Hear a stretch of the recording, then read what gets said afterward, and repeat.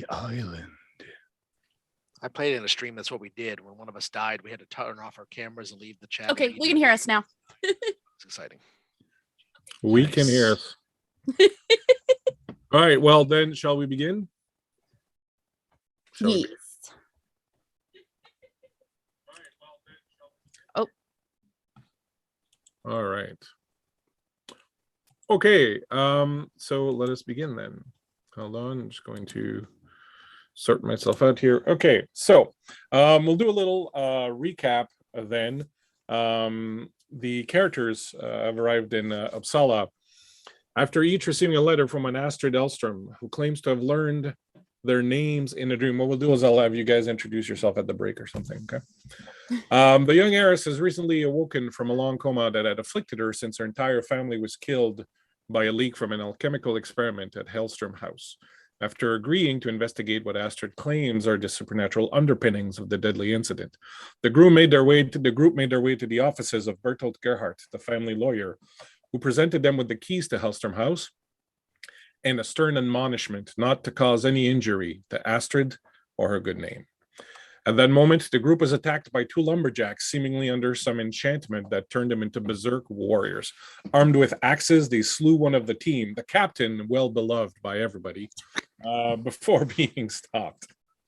Now, after a brief investigation by the police, who were mollified by both witness statements and Master Bertolt's word that the group had acted in self-defense, they now proceed to Hellstrom House itself to begin their investigation in earnest. I also wanted to do a very quick sort of review of the various clues that you found so far, just so that they're fresh in everyone's mind. You found in Astrid's things, you found a very old Thor's Hammer's necklace that appeared to have some dried blood on it. You had found a stack of old letters, which were written by a great-grandfather, Oscar, to a great-grandmother in the 1710s. He was clearly very in love with her, and she with him, and most of the letters bear testament to this. They were all addressed from a town called Narvik. Most were just fluff, but one dated December 21st, 1713, was of interest. In it, he spoke about having come into contact with a presence that called itself Hakan somewhere out in the northern forest, and have made some sort of deal with Hakan that he felt would cement the family's fortunes and help them achieve success. You also have seen several times a raven following you around and just, basically being a bit of a snoop upon you. Was it one or two? Well, whatever. You've only ever seen one. I thought we saw two. I thought it was two.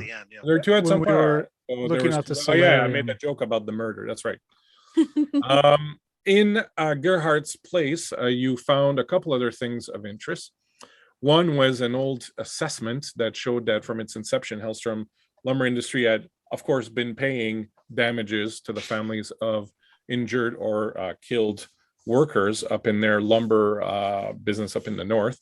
But you had realized that there was a weird sort of set up a second page on each thing where every 9 years there was 9 payments made that were substantially larger than the original ones or the other ones that were made to other people. And this occurred every 9 years, pretty much like clockwork, up until 18 years ago. The ledger showed that the payments had been handled by one Boden Jorth, who was the foreman at the time and had been mentioned in one of the letters by Oscar. Later on, someone named Gustav Jorth, who you assume is probably the son of Boden, had replaced him and had kept making the payments. You had also received a bag of kroners from Gerhardt as payment for the work that you were doing. I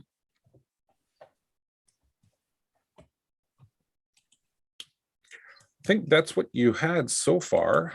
I think I'm missing too much. Oh, when you had been attacked by the berserkers, you had seen that they had amulets and axes that seemed to be enchanted that made them kind of go berserk, really kind of go a little crazy.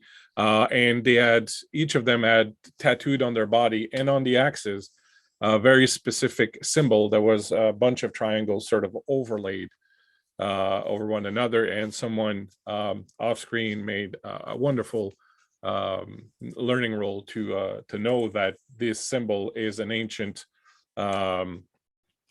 Norse symbol that represents the 9 worlds as they exist on Yggdrasil. So we have yet again this number 9 that keeps appearing. So during the fight, a couple of you had been injured, some through their own efforts, others by being beaten about the the head with an axe. As you are taken then after the police interrogation and all that, you are escorted by Krakauer, who is Gerhardt's man, who he has sort of assigned to assist you, and who was fairly handy in the fight, producing a pistol and shooting some berserkers down. He has brought up a team of horses with a carriage, and you have climbed aboard and are on your way to Hellstrom House. Some of you have conditions, which are wounds, of course, in this game. I think both Father Stanislav and Arn, I think, also. Would you guys like to perhaps play a little bit with your mementos to see if you can comfort yourself enough to heal from some of your conditions? Absolutely. I would love to. Thank you for asking. So my memento is a fine kind of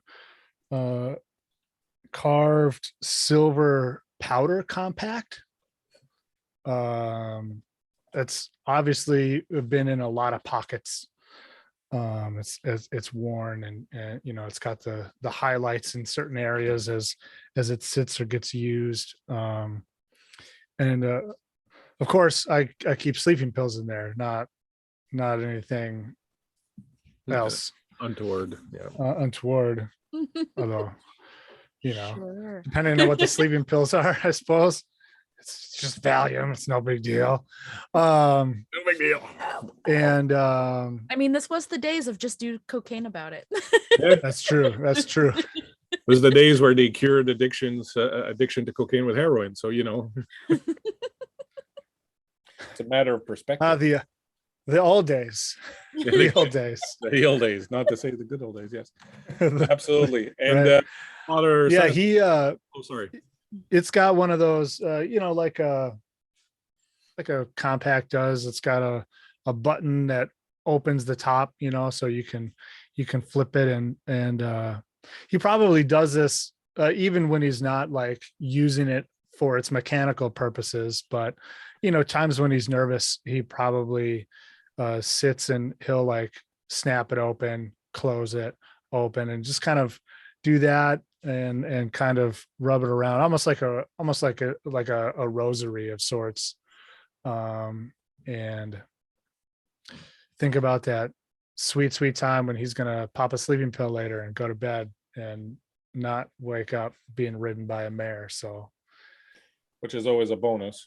It's always is good. And I'm sorry, Rob, but I don't think we can hear you. I had my microphone turned off. I would say if you ever need a rosary, Father Stanislav probably carries a spare. Right. What about Father Stanislav? What is his memento? So Father Stanislav's memento is actually a special cover for his pocket Bible, which it's been blessed, believed to have been blessed over the relics of Saint Bartholomew, and he keeps it close to him. He always makes sure that he carries his personal Bible wrapped in it, and when he gets a moment, he tries to find a quiet spot to take some time to reflect and read some of his favorite passages. He's a little both shaken, exhausted, and exhilarated from the events that have occurred because he's been through a crisis of faith, and he wasn't sure whether he was going to come through it, but now he has a feeling more than ever that this is what he was supposed to be doing, and that he was right all along, and that scares him. So he's seeking comfort. Very well. So the mementos function as they should. You realize, Father Stanislaw, that the wound you took from the axe was more of a glancing blow that had been done with the flat of the weapon, so there was no damage really to your flesh or bones, and it's just, you know, a little stiff, but taking comfort in your Bible and the good word, realizing you have survived, realizing that, you know, your purpose is becoming clearer and so on and so forth, really bolsters you and gives you, you know, the mental energy to sort of power through your physical wound. And as for Arn, just this contemplation of the sweet bliss that is certain to come at the end of the day when you get to pop these pills already sort of alleviates some of the strain that's on your body, and you feel the muscles in your back and your shoulders and your neck sort of start loosening up as if you've just gotten a pretty good massage, and you find yourself kind of awake and ready to go on for at least a few hours more before you fall away into the sweet bliss of the pills. Very well. This sounds so bad when you explain it. All right. So as you are being taken by a carriage, some distance from the center of the city, a small park surrounds a hill on which a few estates squat like dark ancient mausoleums. A gate is opened for you at the bottom by a pale and red-eyed night watchman already deep in his cups. The carriage carrying you then moves up a dark, winding cobblestone road lined with trees and gaslights. You pass a few lesser estates, but at the top of the winding road, you see the silhouette of Hellstrom Castle, an old, sprawling estate hidden deeper into the forest than you might have expected. The night is now fully in force, and a thin mist hovers like the breath of ghosts just above the ground, moving languorously through the trees. Somewhere, an owl hoots, having no doubt just spotted its evening's meal. The carriage comes to a stop, and you disembark, eyes peeled, huddling in the pale yellow circle of the one functioning light near the front door. Your eyes move over the windows, certain that at any moment you will catch a brief glimpse of a pale face or the fluttering of a curtain. But only enduring darkness meets your gaze. The manor itself, 2 floors of darkened windows, tall chimneys at either end like the pointed ears of some devil, appears cold and impassive, as if the dark events that took place here 9 years ago were of no consequence. The brick and intricate stonework of the facade evokes an ancient mausoleum more than a family home, and the dark red painted wooden double doors are trimmed in black lacquered wood, somewhat like you might imagine the doors to hell to appear. Much more cheerful during the day, Krakauer says, fiddling with a large key ring he's just fished from his leather satchel. He whistles a cheerful tune which only serves to set your nerves even more on edge. Somewhere deep in the woods, Katya likes it. somewhere deep in the woods, you hear a loud crack that reverberates like a splintered bone, and the mist, hair thick and miasmic as if exhaled from a tomb, clings to your feet. You really hope it's more cheerful during the day. Well, she is. She's pretty comfortable. Not a lot of people have been here for a little while, though. Might be a little bit of dust over the dust sheets. Oh, that's what they're for, right? That's why they call them dust sheets. He doesn't seem too affected adversely by having just shot a man in the head and another one in the chest. So, you know, the dust probably is not going to bother him too much. No, I imagine not.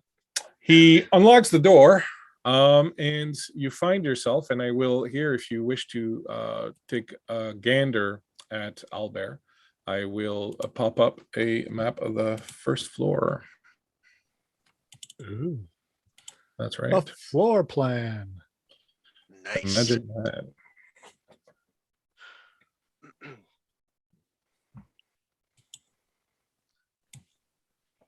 Yes. Oh, beautiful. 2-minute tabletop. That's a rat.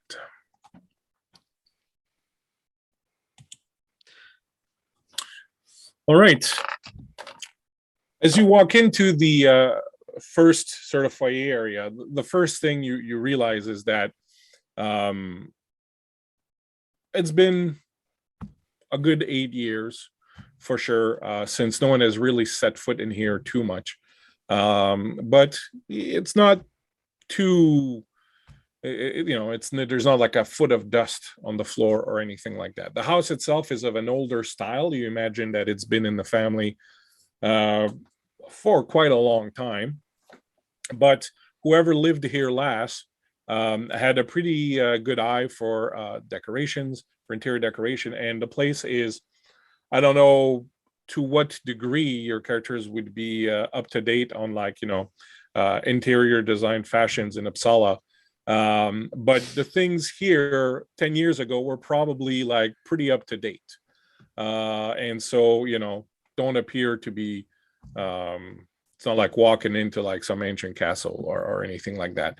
And you can sort of imagine that at some point it was probably a fairly sort of welcoming family home. But right now, as you step in and your feet echo throughout the cavernous rooms that are mostly empty, you do kind of feel the emptiness of it. And there's this kind of emptiness that feels in some ways almost older than it really should be. Like there's definitely a great sense of loss that still hovers. I mean, you're all fairly attuned to things beyond the normal ken of humans, so you do feel the sort of oppression and weight in this house.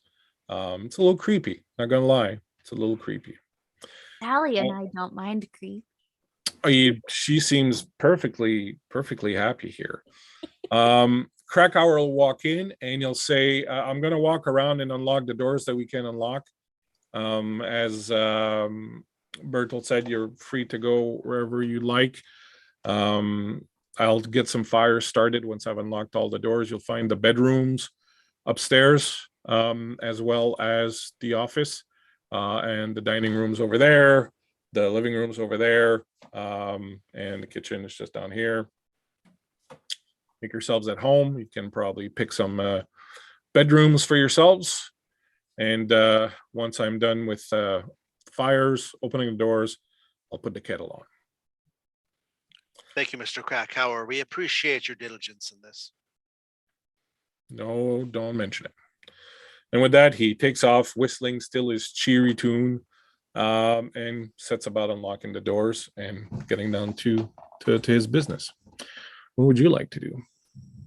Katya would like to find a window. I'm hoping one of these curved ones is like a window seat in a window. Yeah. So wherever you see like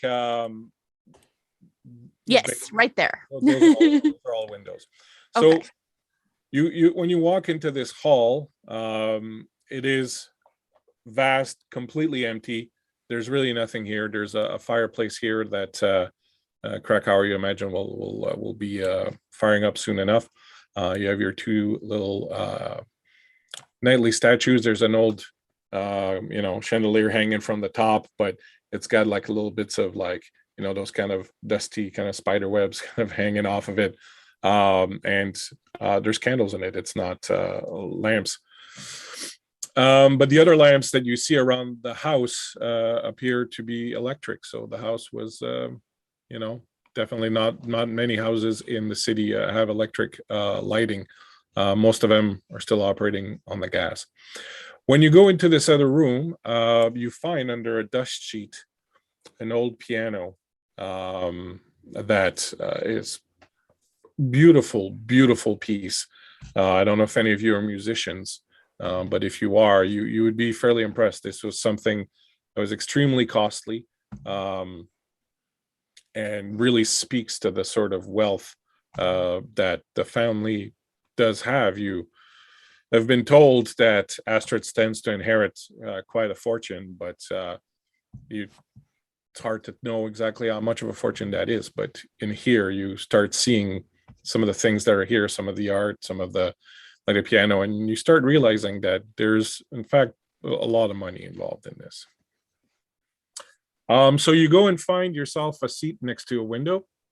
Yep.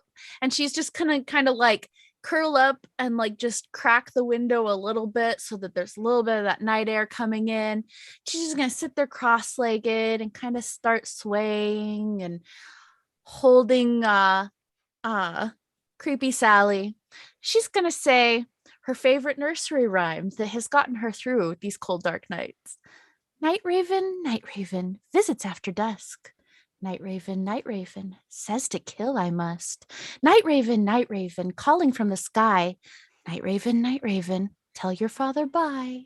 And then she's just gonna curl up and like that's where she's gonna sleep. She doesn't want to go up to her room. And as you finish your thing, you hear off in the distance an echo of a raven's cry. And the rest of you are properly creeped out. I'm thinking we may need to have another exorcism right here. I certainly hope not. I think perhaps the child has suffered enough, but I'm more intrigued about the men who attacked us.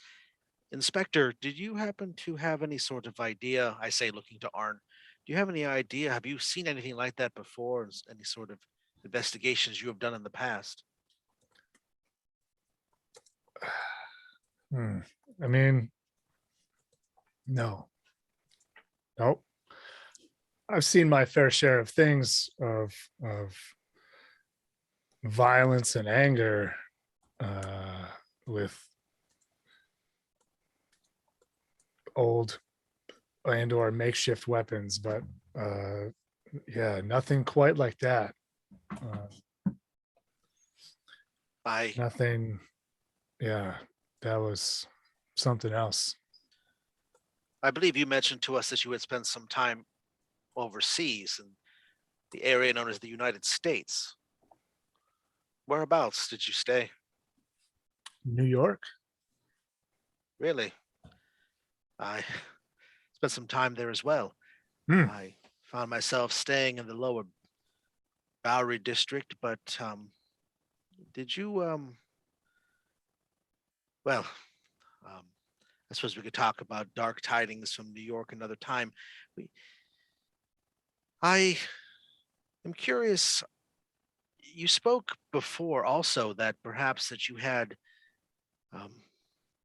you said just now actually that you encountered some darkness before. And what exactly did you mean by that?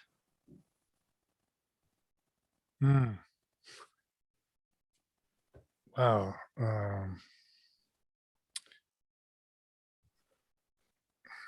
Oh, hang on. I'm remembering my backstory now. Oh, perfect. It's all coming back to me now. I take back what I said a second ago. I have seen something not unlike this. You were Well, traumatized. I hope just some friendly conversation would perhaps jog your memory. Yes, yeah, it does. There was one case. Yeah, I have a file. Let me bring it up. I should have opened it before. Let me bring it up, and then I can speak from a position of authority.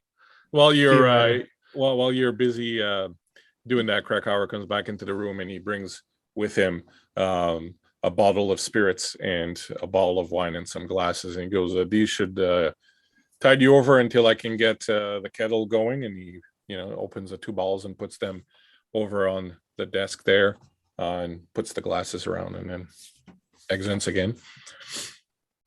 He on the way out, he takes out a little piece of something in a little wrapper, a little wax wrapper that he's got, and he gives it to Reginald, and Reginald very happily finds himself the proud owner of a nice little bit of dried sausage, which he Oh, beautiful. Yeah, he loves that.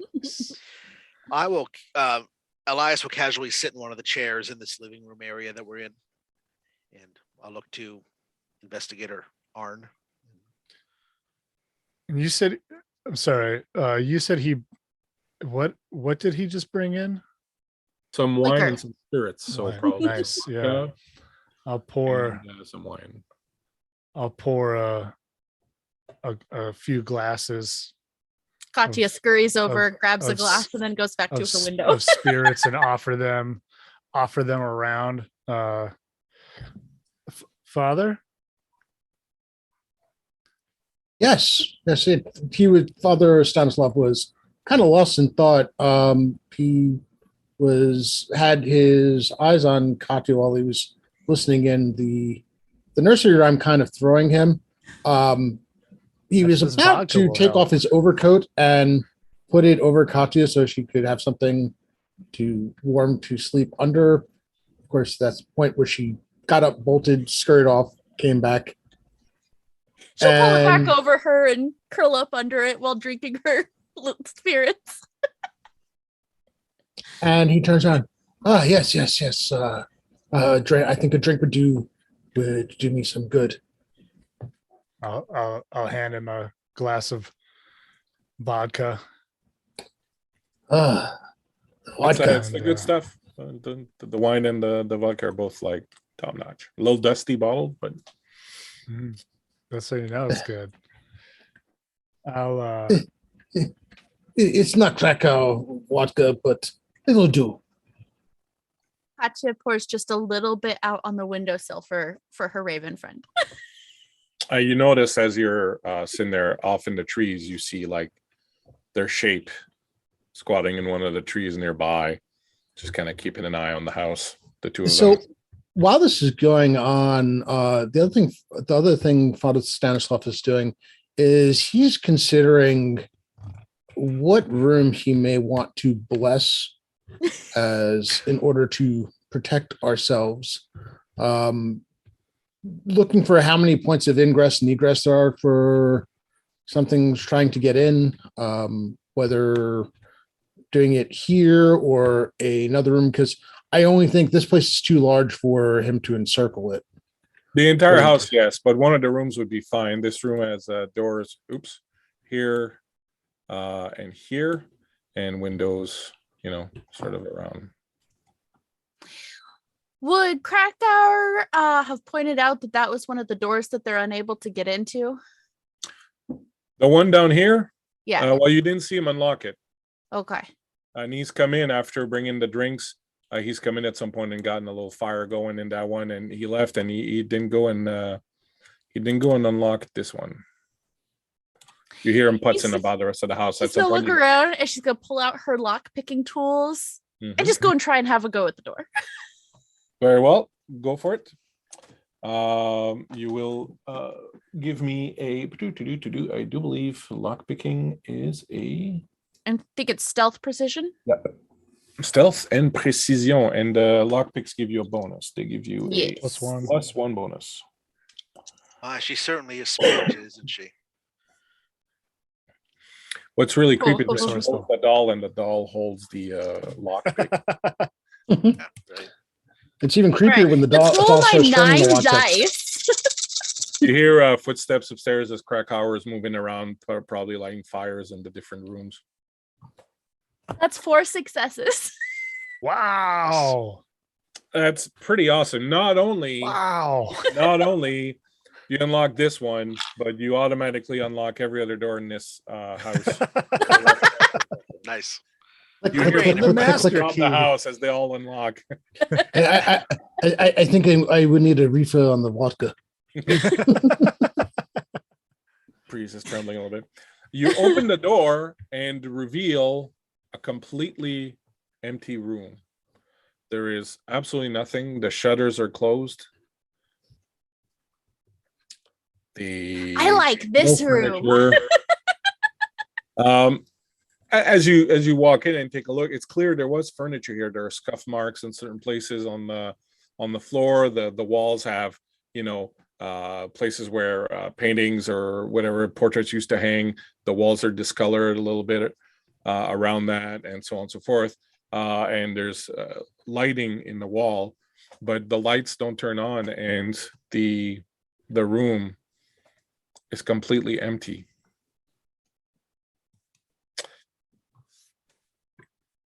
Found an empty room. Goes back to the window. Hmm. I believe you were in the middle of telling me about a time that you had experienced something, Inspector. Yes. Yeah. There was a case in when I was in New York. A number of moderately high profile killings in the high profile in that they were known gangsters of various levels of in the hierarchy. I reach into my coat and I pull out a small little leather bound book and I start writing notes about this. And it happened that I found the killer. It was a young woman. As all eyes turn to But the thing of it was she was possessed.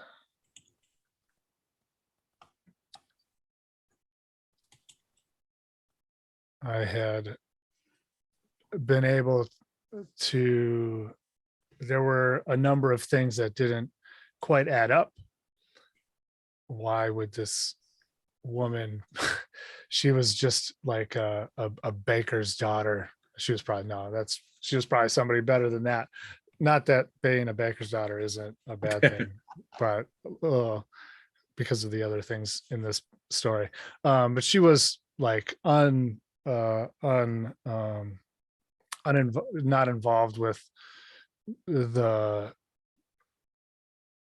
crime families in New York. Neither her family were. And there were some other small tells that, and I happened to kind of be at the right place at the right time and saw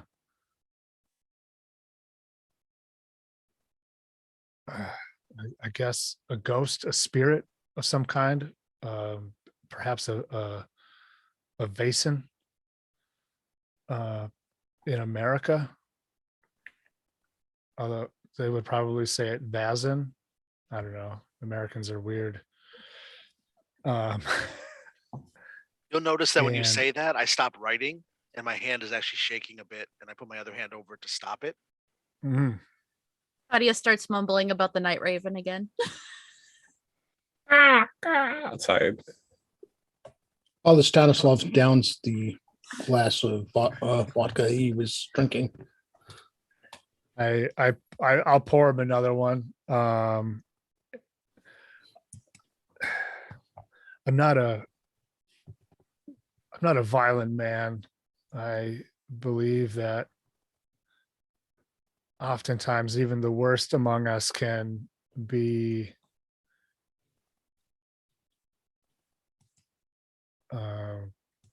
can be rehabilitated. That's the word. Can come around to absolution.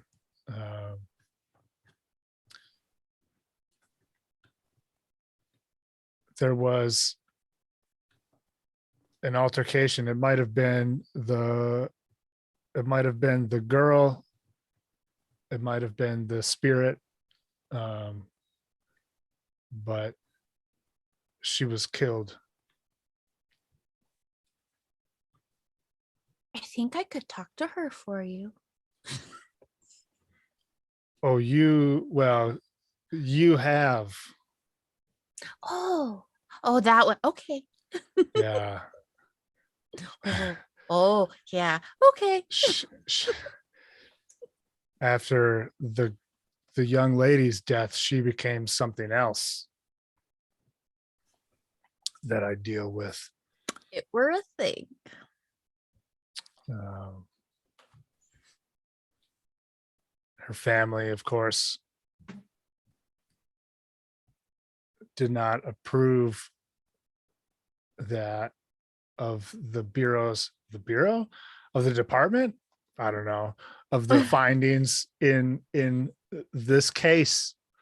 I was not charged. It was ruled self-defense, as indeed it was. And continues to be. They did not, her family didn't see it that way. And so I had to leave New York. And here I am.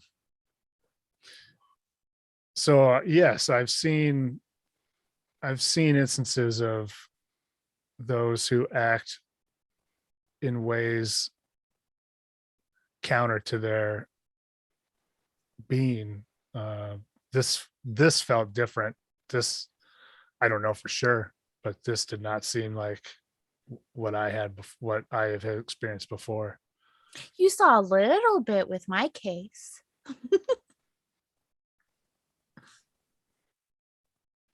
She doesn't Mhm. elaborate.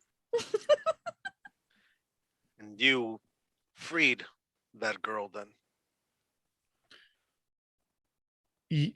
Well, from a manner of speaking, yes. Freed her to what isn't necessarily a fair shake. She was not, like her family, she was not happy, it turns out, with her lot. It haunts me still. Katya looks up in the corners to see if she can see it. Yeah. I lean Yeah. in. Elias leans in very close. And he says, "I'm so sorry." Thank you. Father Stanislav walks over and takes the bottle of vodka and pours one for the inspector. Normally I would have, well, I would offer some solace perhaps in hearing your confession if you are a believer, but I think this seems a bit more appropriate right now. And he pours one and hands it to Arn. And as you're raising your glass, the door opens and Krakauer steps in and goes, "Is everything all right? Do you need anything?" I found an empty room. Oh, you were able to open that door. It was easy. Let's check that out. It's just empty. There's nothing there. All right. Well, if you don't need me, I'll go Ah. upstairs right now and start the fires on the second floor. Don't bother Thank with you. the room for me. I'm good here. Thank you, Mr. Krakauer. Yes, thank you. So, Goes what upstairs is it again. that we know then? What is it that we can piece together about this? Is this connected? These These men, men- They were from the lumbering industry, and they could therefore have ties to the Hellstrom family as they owned. It's the the curse. lumbers. The curse came back to bite them because they stopped making the payments. the one we spoke to, that Katya spoke to, said he wouldn't let them not fight. Whoever he is, that's Haran. the mystery. I mean, I know that the cops took him, but I kind of wanted to question him too.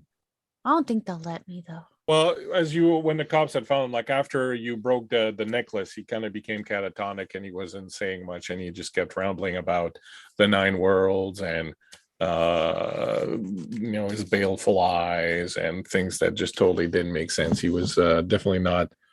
You got the The only feeling. coherent Mine thing had- was he'll kill me if I talk, basically. Was the whole Yeah, point. but you got the feeling his mind had kind of been, sequestered away from him for some time. So like he was just now kind of dealing with everything that he'd done, while he was, under whatever control he was. And so his mind was kind of, rebelling at the thought of whatever dark business he'd been up to. Well, I will certainly say, And- child, that this business that we are about is quite dark indeed. Are you Oh, well, sure that's how that- my whole life has been. I will say he did specifically say he will take us to the earth if we don't do as he says, which could be a euphemism for death, but seems a little bit different. That's an odd way to say things. I don't believe those men carried the grace of a poet's soul. I doubt they would speak in simile and metaphor, but there's a possibility, I suppose. If we take them at what they said specifically, then perhaps they were to be taken to the earth itself. Maybe there is a cave or a quarry or some sort of area deep within the lumbers area that the Hellstrom home, the family, controls. Perhaps there is a place there where whatever it was, this Haran would be able to gain purchase, would be able to perhaps reach out and touch upon those of the world. That was Hakan. Arrow. Oh, Hakan, excuse me. Yeah, okay. I just didn't know if you'd done it on purpose or not. A barrow, perhaps.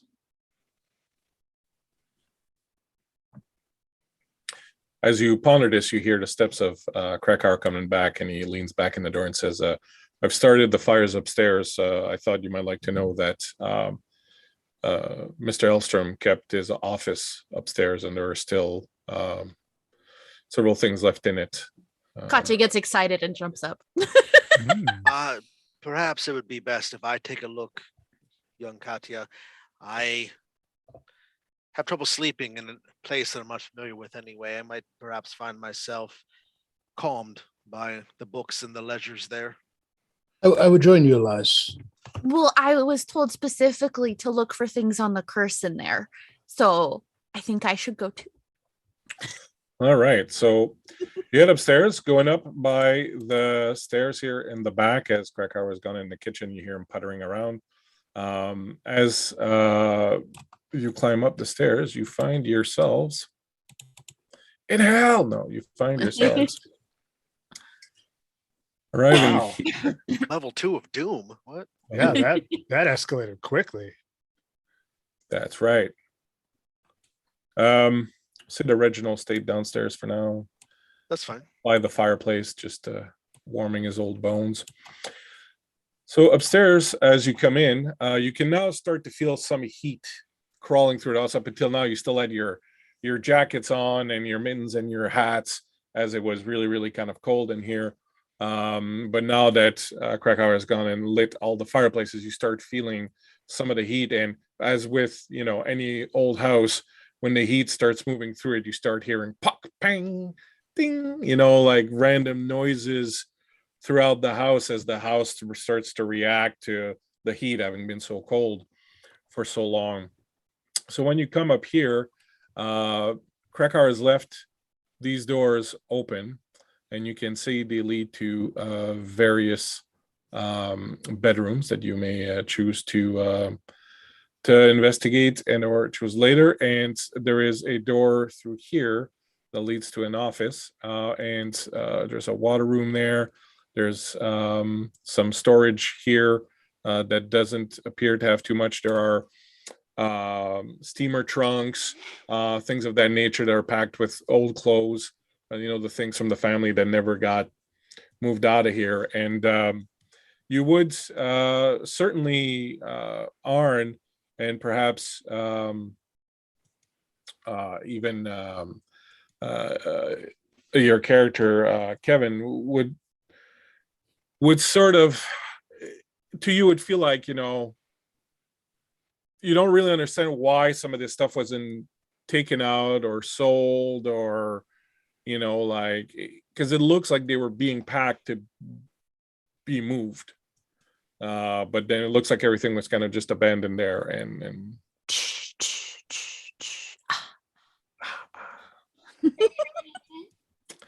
so where would you They like have a full tiled bathroom. when you with your superior lock opening skills, when you check out these rooms here that I will leave darkened for now, they are also remarkably empty of everything. And again, it feels a little odd, a little weird. But they're empty rooms. What are you going to do? I will say to Arn, why did they lock up empty rooms and leave rooms? I'm with things really open? intrigued by these empty freaking rooms. I want to go look at them for sure. Well, nobody else had been able to open them with key or otherwise, according to Krakauer. So maybe it just was waiting for us. Oh, I will make my way to the office. Nose Alright. knows. Father Stanislav suddenly regrets the choice to leave the vodka downstairs. you sorry. You walk into the office, which is the room down here. So we'll move your fancy little people. There is a bit of a library, as you can see, several books, scroll holders. The fireplace has not been lit, but the electrical light seems to be working. And when you walk into this room, the sort of feeling you get out of the room is, so the game, this adventure is called Odal, and the rune Odal means inheritance. And there's one of the meanings of the runes is that an inheritance can be heavy, can be too much to bear sometimes. And as you walk into this room, you see up on the wall 2 paintings and then room for perhaps 2 more down the line. But you see the first one of a very sort of serious, severe looking man, probably dating back a good 80 or so years. And underneath there's a plaque that says Oscar Hellstrom. And you see for the first time the man who originated all this. And then next to him is Per Hellstrom, who was his son. And there's a plaque with no name next to it and no portrait. And then there'd be space for like another portrait. So you really kind of get this sense as you see this, one of an ancestral line, but obviously one that's been truncated or sort of cut off. And I will, we can't show them here because they're not images for what I can attribute, but I will, for you guys in the shared Google Doc, I will draw portraits of these.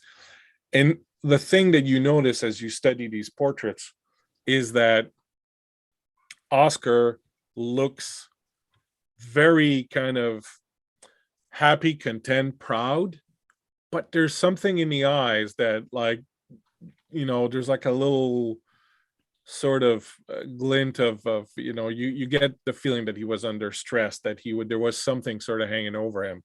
When it comes to Per, his son, he looks a little bit more kind of hunched over, a bit less sure of himself, that the painting's a little bit darker, and you can really kind of get a sense or a feel of, you know, whatever transaction that happened or whatever was going on. He'd inherited great wealth from his father, but there was something kind of heavy weighing upon him, and they never got around to even writing the name of Magnus Hellstrom, who was the father of Astrid. And of course, And his son Nils. There's no painting for Magnus. No. There's none. Does it look like there was at one point a painting? No. Okay. No, it really looks like, you know, like his life got interrupted before they got around to sort of really thinking about that.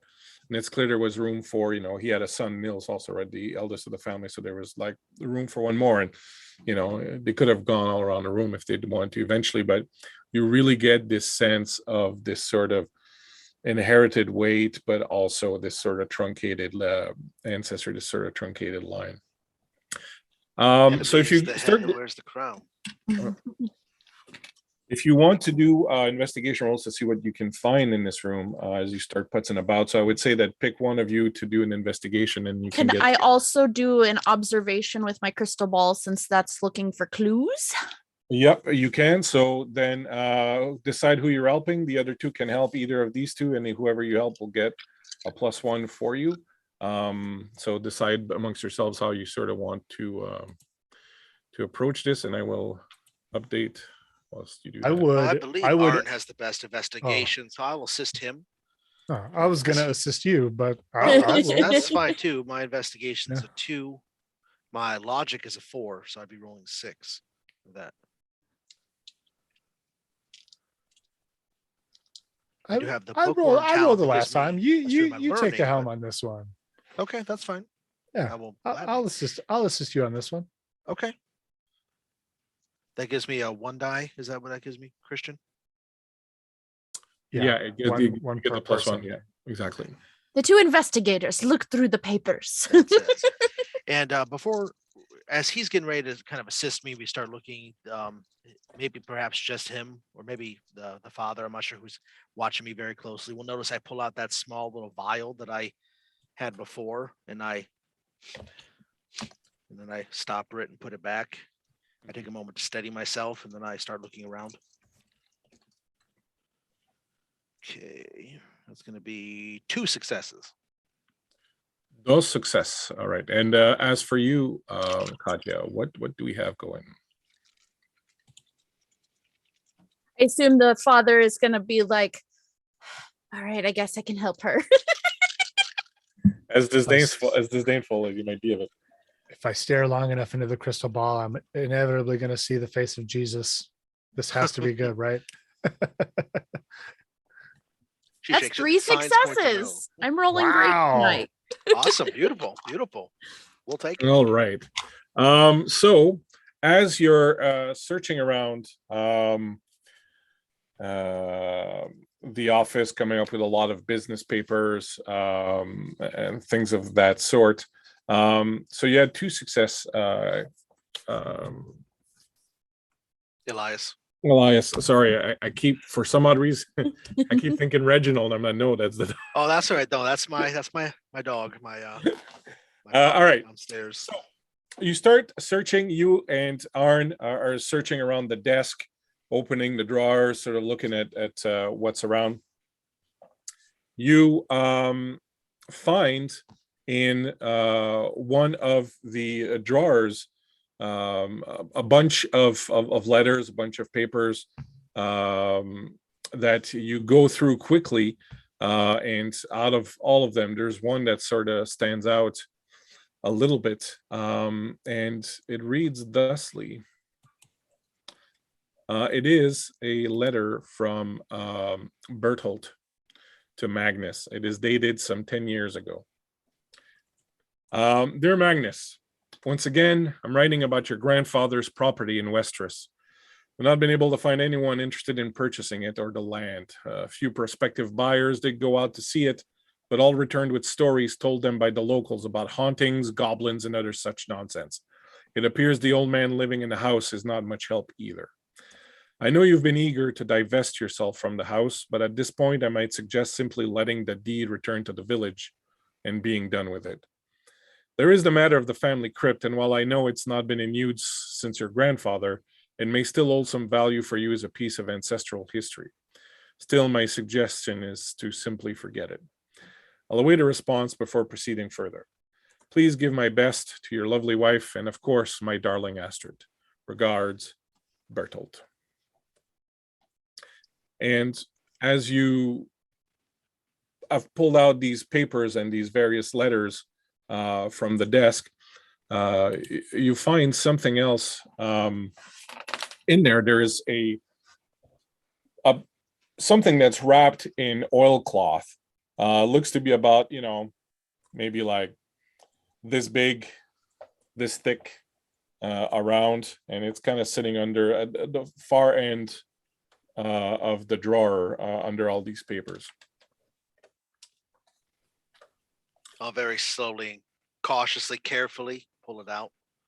Set All right, upon it the desk attacks on you top now. of the- It's a mimic. It's a mimic. Eats my hand off. Yeah. It's quite heavy. As you pull it out, it's quite heavy. And when you unwrap it, you find hidden inside this oilcloth an axe head. It is a very strange axe head. First of all, it doesn't look like it's ever been used, and it is very clearly made of silver. And perhaps of some interest to members of your party, there is on either side of it engraved in it a very Christian cross. Father, take a look at this. Well, what do you have there, Elias? And Father Stanislav walks over and starts examining. Does the cross style of the cross have any significance in terms of a particular church or even related to a particular saint or something? Yeah. So go ahead and give me a we'll call it This is a great question, Rob. an inspiration. Make an inspiration roll. So inspiration and empathy. I haven't forgotten your roll, Kristen. I'm going to No, get you're to what fine. you find in a second. All right, so that's 6 dice. Inspiration is Silver good at axe that. head. So we can kill all the werewolves That's it. Vampires. and vampires. No, it's just wood for the vampires. They're fine with silver. That worked out well. 3 6s. Nice. Satan rises from the depths. Good. I get to work on him directly. I like this. So the cross themselves actually really just look like the hurried work of whatever metalsmith made this axe. Like it really just looks like they hammered in, with a chisel or something. The cross, there's nothing special about them. However, as you manipulate the axe head and with your super duper, number of the beast roll, you absolutely know with dead certainty that this axe has been anointed, has been blessed by someone in the church. Like you feel in it radiating sort of the power of holiness, and you know that this axe without a doubt has a very holy, very righteous purpose attached. Father Stanislav's eyes go wide as he picks up the axe head, and he's heard of such things. And his search kind of brought the mention such things were possible. It never really occurred to him that he would see such a thing. And I do not know where this came from, but this is blessed. This is blessed. We may have the makings of a weapon. Something. This is, and he just can't even get the words out of his mouth because he's just in awe. This is the closest he's come to a whole, truly, for sure, a holy relic. He's had encounters of things that are supposed to be, but with all things, his doubts sometimes creep in.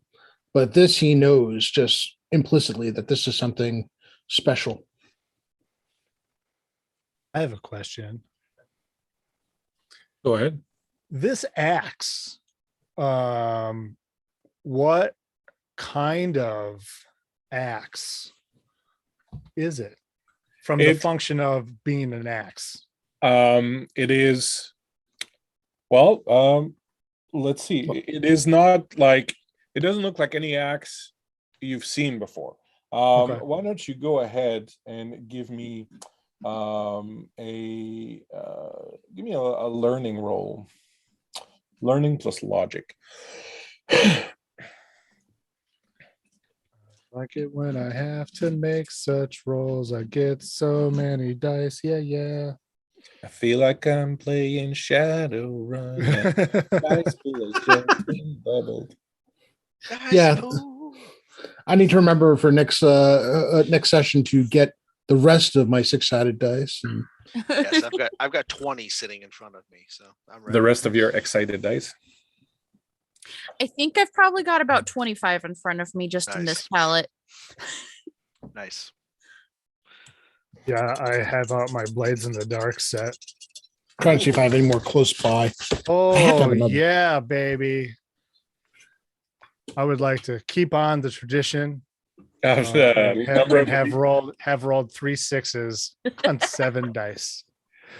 As Nice. you look upon this axe, an image comes to mind, and you remember at some point when you were young, visiting a museum, perhaps with your mother or your caregiver who was taking care of you, and you remember being enthralled by a specific painting that you had seen, which depicted a scene of the last public execution to have occurred here, and you clearly remember the image of a man being brought with a bag over his head and their hands tied together up a scaffold, and on top of the scaffold was a very large man with a black hood over his head, and in his hand he held an axe, and the axe had always fascinated you because it was really, really broad, and it had this really kind of wide cutting area, and it looked really heavy. And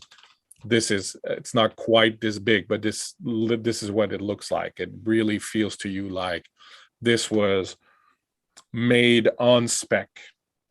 So this is a headsman's axe. Awesome. Lizzie Borden had an axe. Oh yeah, Amazing. wow. I in my head I was thinking it was going to go a different way, but that's also That's cool. how it went. Yeah. While you guys are sort of drooling over this axe, sitting in a corner, Katya has her little crystal ball out, and you also did you make your roll, Katya? Yes, I had 3 successes. The devil is with you. That's great. And also with you. You're Sensing a pattern here. you hear them kind of going on and on about an axe and chopping heads and this, that, the other, and you're like, pish posh, like it's so boring. And you gaze into your crystal ball and you gaze into it, and suddenly, as you're gazing into your crystal ball, you hear the cawing of ravens outside, and when you turn to look, you realize that you're alone in the room. Your 3 companions are no longer there, and the room is really dark. It's just lit by a few candles, and suddenly through the window come exploding the 2 raven, who just crash through the window, sending glass flying everywhere, and this cold wind sort of blows in and blows out the candles. And then by the light of the moon, you see the 2 of them come down, and you see on the desk there is a statue, like a bust of a man, and one of the ravens arrives and alights straight on top of this bust, and then looks at you and caws. And as soon as you hear that sound, you sort of shake your head, and you hear somewhere distantly the sound of a bell ringing, and it strikes a little memory. You remember hearing something similar when you were with Astrid, but you hear it sort of sounding very far off. And then back in the room, the 3 of you, as you're sort of looking at this axe and talking about it, you hear coming from the hall this sound of a little bell kind of ringing. And as you turn to go and check, you see Katya on her back, about 2 feet off the floor, Yes. levitating, spinning very slowly, sitting in front of the crystal ball, kind of peering into it, is the doll, who's just kind of like this, peering into the crystal ball. And Katya does like a full circle like this, and then slowly comes back down. And as she kind of sleepily sits back up, Katya, you look over, and these 3 are. What? I was meditating. Is that not, you were like 2 feet off the ground. No, I'm very clearly on the floor. Now. Father Stanislav is standing there with the Bible in one hand, holy water in the other hand, for reasons. He's already put on like the little thing, He's got the Latin on the tongue. He's ready to go. So when I sit up, do I see this bust on the desk? You do, and the window is perfectly fine. And Well, I mean, at least the window's not broken. She sits up and kind of dusts herself off and goes to check and see what the bust is, right, ignoring all of them. that's like I say. Hey, what I want to know is, what is the doll doing at this point? The doll is in her like kind of landing and kind of getting up. The doll is falling on the ground and it's just sort of lying like this on its back. You're up when I stood up. When she turns around, Father Stanislav takes a little bit of the holy water and just splashes the doll. Nice. There's a faint hissing sound. As you approach the desk and you see the bust, it doesn't. I don't know that. Do you have a classical education? Probably not. I'm pretty sure I was like 12 when I ran and I was poor. So Well, the bust looks like an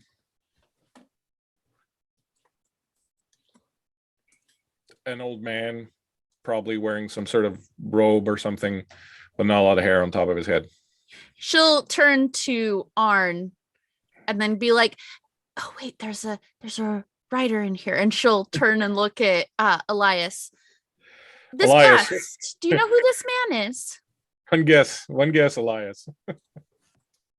One guess. Caesar. No, not quite, but I'll let you make a learning roll. Okay. That's going to be learning logic, correct? So that's going to be 6. Oh, 6. Okay.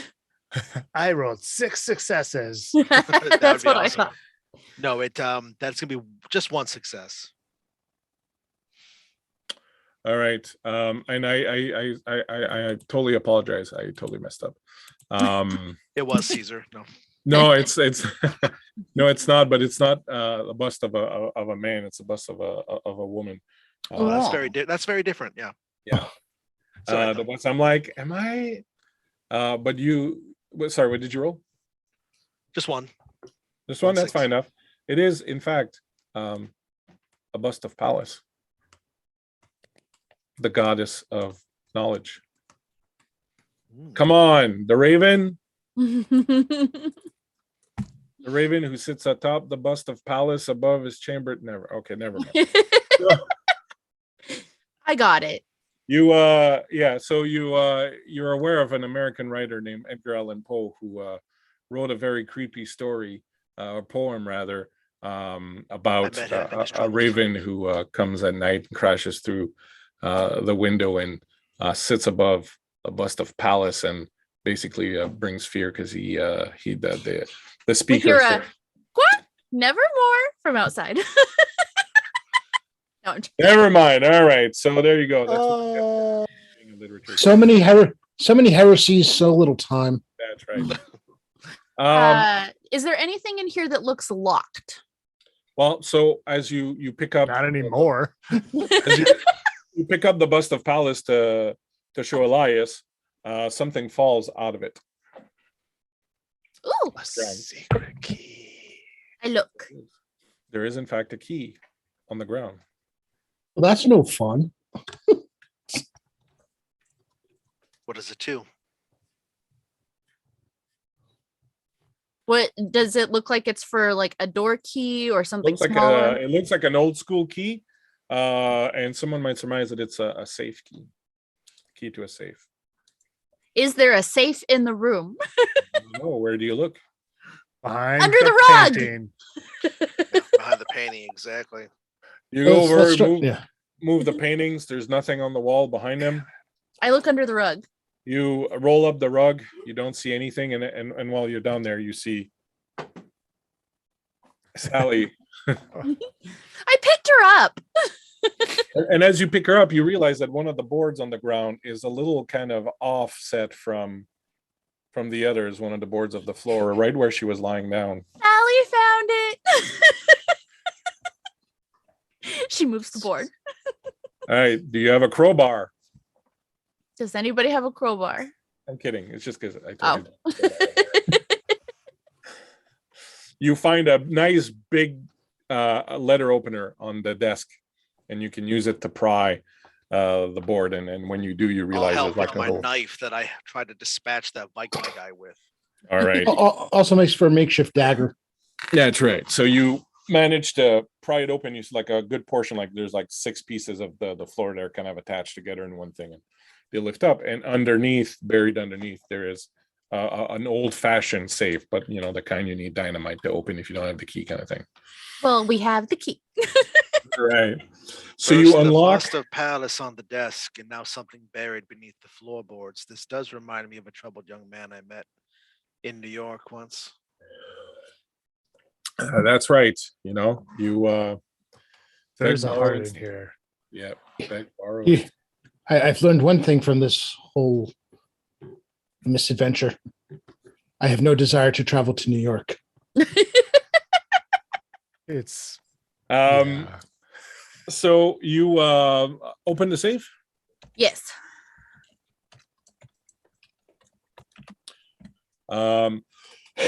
Inside the safe, as you open it, you find a number of things. One, there is a pistol in there, sort of old school Webley kind of, you know, a revolver. There are 6 bullets that are together in a little leather bag. As you pick up these bullets, again, because your roll was so good earlier, Father Stanislav, you get the feeling that they've also been blessed or anointed in some way, just by holding the bag. And you see a little cross similar to the one that was on the axe, sort of hand carved into the little bag. You find a certain amount of kroners. There's another bag with a bunch of kroners in it, enough to give you guys a +1 resource. Oh, cool. And you find a bunch of books. There's like 3 or 4 books in here. I'll pull the books out, start Okay. getting ready to peruse them. Just for your information, so you can, so what to do with it, the bullets are consecrated bullets, and they add a +1 to range combat and +1 to damage against supernatural creatures when you use them, and there are 6 of them. Damn. Use them wisely. It certainly looks like Magnus knew there was some nastiness about it, and he was, you know, sort of gearing himself up to be able to protect his family. You pull the book. So give me as you peruse the books, then go ahead and give me a learning check, if you would. Yeah, I can definitely do that. I'm going to use my bookworm talent to give me a +2 to that. All righty. Which means I'll be rolling 8 dice. So many dice. Now All the we are part of dice. Shadowrun. All the dice. Ooh, okay. That is 3 All right. successes. I was just thinking in my head, if he gets 3 6s also, I think you've all now rolled 3 6s. I will Tonight, give, yes. I will give Yes. each of you guys 1 inspiration that you Oh. can cash anytime tonight, beyond the one that you 1 advantage. Sorry, not inspiration, but 1 advantage. A +2 to any roll that you wish to Very cool. throughout the rest of the evening, as obviously the dark spirits are on your side. That's it. So a lot of the books that you find are what you would call occult paraphernalia. Most of it, to your semi-practice eye, is junk. All of it very old. There's one item that is of minor interest, as it seems to be perhaps more local, but it is a pamphlet that espouses something called the Dawn Star Society. We heard about that. Yes. The motto is, let not the new ways of industry and religion erase the glorious past of ancestors. Join now to unlock the mysteries of ancient magic and receive your membership card. You thumb through it a little bit. Seems to be the kind of thing that was in fashion, perhaps some 30 odd years ago amongst high society, who were like sort of in search of a little supernatural frisson, these Katya kinds of, smirks, false occultists, and walks off. yeah, kind of a Freemason kind of thing, where like it's more about, people getting together and, who and all that. It doesn't really smell too much of like super occult. Another book, however, is of interest to you. It is called A Treatise on the Banishment of the Restless Dead by one Dr. H. Morgenstern. And as you flip through it, get the reference. And as you flip through it, it discusses, amongst other things, how to banish things such as ghosts and revenants. And because of your 666, you kind of get a feeling this is going to become important at a later date. Finally, you find inside another ledger similar to the one that you saw in Berthold's office. When you open it up, it's like the ledger that all the payments that had been made. When you open it up, however, it only has the 9 names every 9 years on pages with the notice of payments and so on and so forth. The big difference is that this one on the cover is embossed with that symbol that you've seen before of the triangles, the 9 worlds symbol. And it doesn't have the other payments, just the 9 ones every 9 years. Father Stanislav would like Dr. Morgenstern to please stay in his lane. Would If there's any banishing, I will be taking care of that. Now where were we? Ah, yes, in the pit of despair. Would I happen to notice if the amounts are different than the amounts in the ledger at You do a quick check, and they seem to correspond. Okay.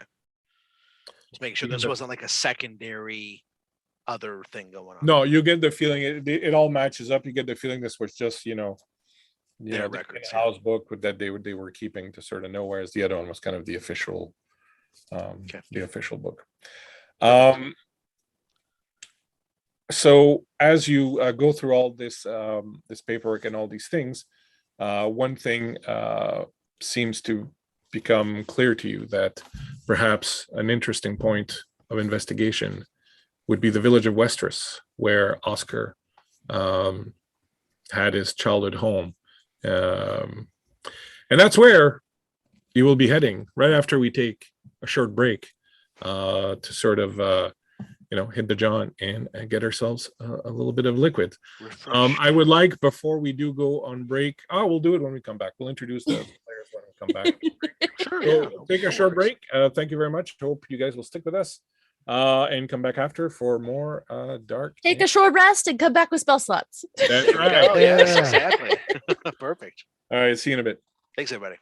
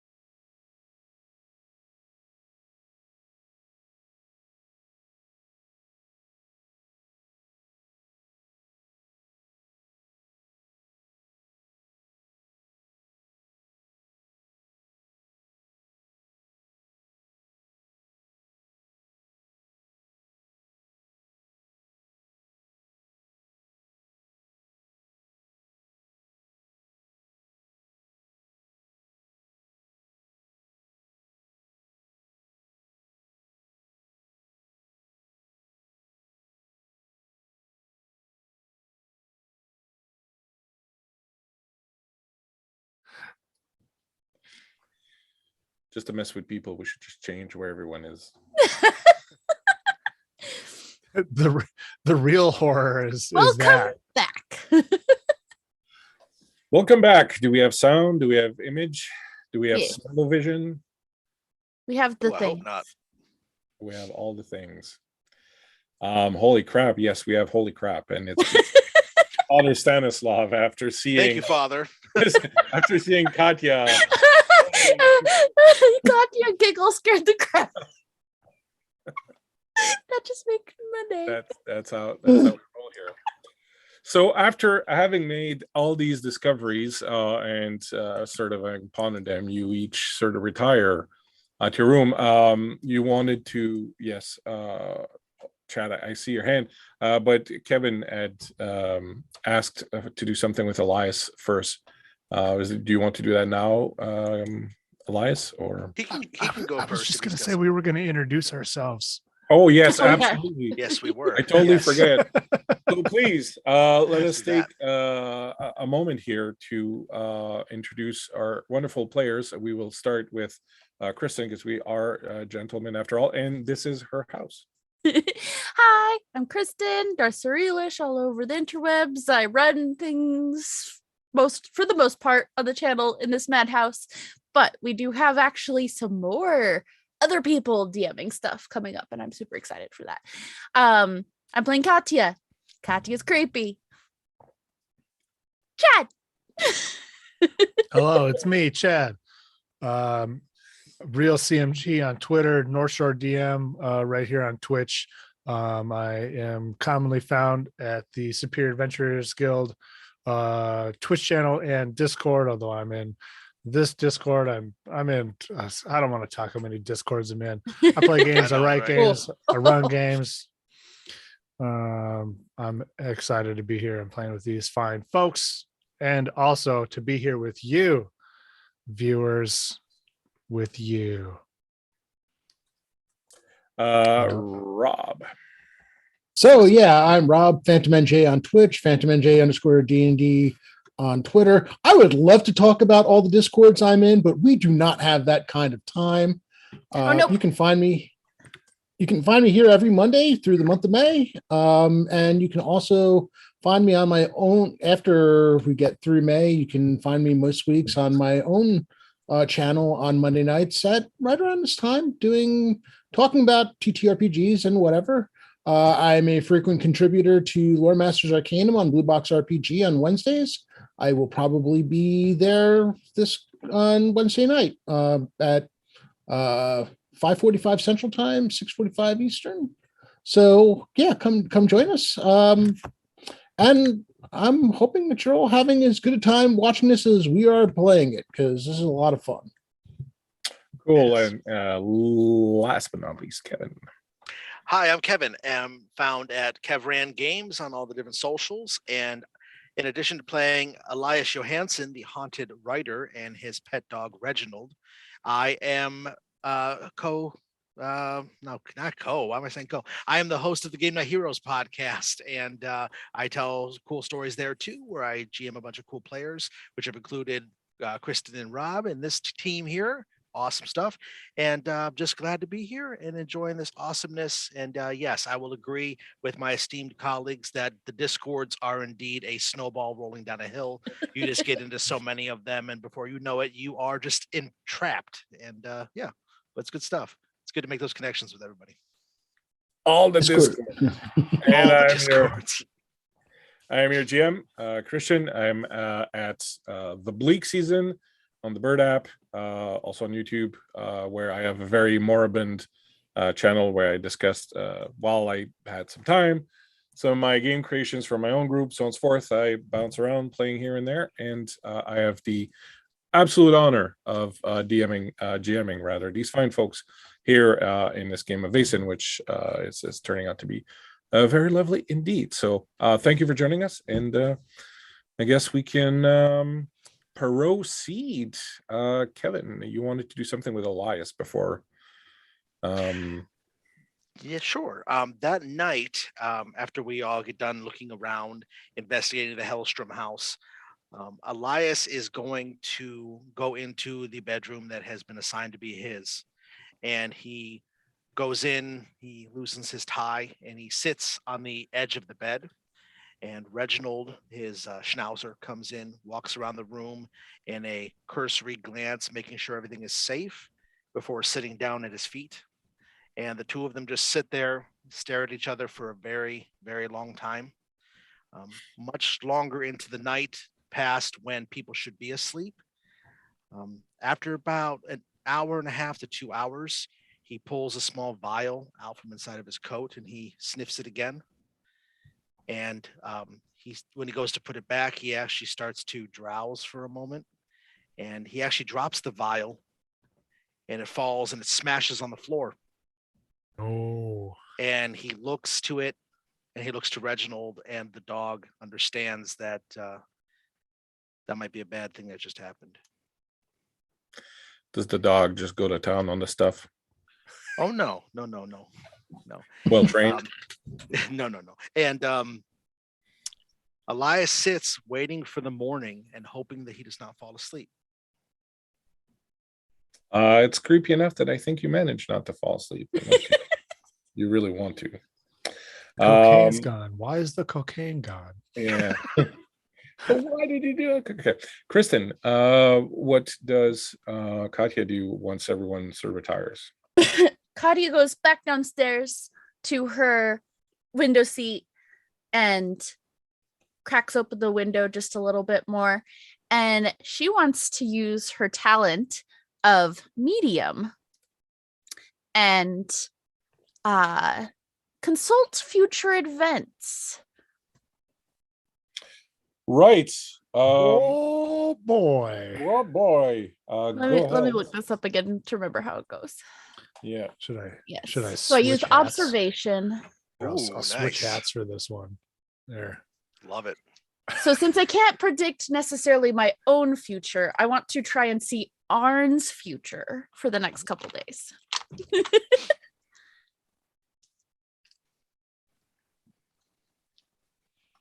Yes. Fade to black. 2 successes. 2 successes. So you gaze into the future, thinking very, very hard about Arn and trying to see what lays before him. You see him lying in bed, and you see him tossing and turning, with a little sweat pouring down his face. And as you see him tossing and turning, you see something you didn't think you'd see again. But as you kind of have this sort of, camera's eye view from up over the bed where he is, you start seeing in the very thick blankets that he has over him, handprints, like someone climbing on the bed. So there's like 2 handprints coming up on either side of him, and then the knee print, and there is someone who is slowly crawling over him in his sleep. And all of a sudden, as this invisible figure that is crawling on him and sort of about to lay down on him, and seems like it's going to just kind of cuddle in and sort of nestle in, with the head and the crook of his thing, he wakes up with a start. And just before he screams, it cuts, and you see trees, dark trees covered with snow, sort of going by quickly. And you see Arn kind of shaken by something that he's experienced or seen, trying to sort of calm himself down. He's got a little pill thing in his hand, a little powder thing, right? And inside there are pills, and you see him kind of close it and then open it again and kind of want to take more, but then, and you can see he's struggling, trying to not go for more perhaps than would be very, very good. And then you see one final thing, and you see what looks kind of like a mausoleum on a hill. Around it are tombstones and dead trees and so on and so forth. And there's kind of this sort of dark yellow miasma that's kind of crawling from it. And you see a shape, and you know that it's the shape of one of your companions, but it's difficult to tell which one it is. and you see them slowly, alone, separate from everybody else, advancing towards this mausoleum, and you know that whatever's in there waiting for them is not good. But you can't be sure exactly which one it is. And then with a start, you come out of your meditation and the sun is shining and coming in through the window just next to where you're sitting. And as usual, your doll seems to have moved of her own accord at some point during the night and is now sitting by the window when you're definitely sure you had put her right next to you on the bed before starting this. And she's sort of just gazing And outside. I'm totally in just like a night shift in this window, not freezing at all for some reason. There you go. But can I count that as my advantage getting time? Yeah, absolutely. And what is Father Stanislaw doing before retiring? Father Stanislav retrieves the bottle of vodka and Dr. Morgenstern's book. Returning to his room, he doesn't take a glass with him. He's taking sips straight from the bottle. Is there anything about what he's reading that, or what effect it has on him? I'm not sure what the book would contain. And well, I feel that, and you can correct me if I'm wrong, but I feel that Father Stanislaw is at a very sort of crucial crossroads in his life, where he has always, of course, followed the edicts of faith and so on and so forth, and then he started having his personal experiences with the supernatural and the occult. And I feel that he's a man kind of at a crossroads where he very soon will have to make a decision about, one, whether or not he believes in these strange things that he's been told do not exist, but also whether or not he'll be able to kind of go on with both of these things. Like, will he be able to carry both these things, both the faith and the belief in the supernatural, and rather than turn from one to the other or rejecting both, kind of have a happy marriage of the two within him. And so as you read these things, the thing that surprises you most is how willing you are to accept them as you read them, way more than you would have been 2 years ago, let's say, or something like that. And you find yourself reading these things. And one of them, the things that sort of stick out more, again, because you had a really good role earlier and you felt this was important.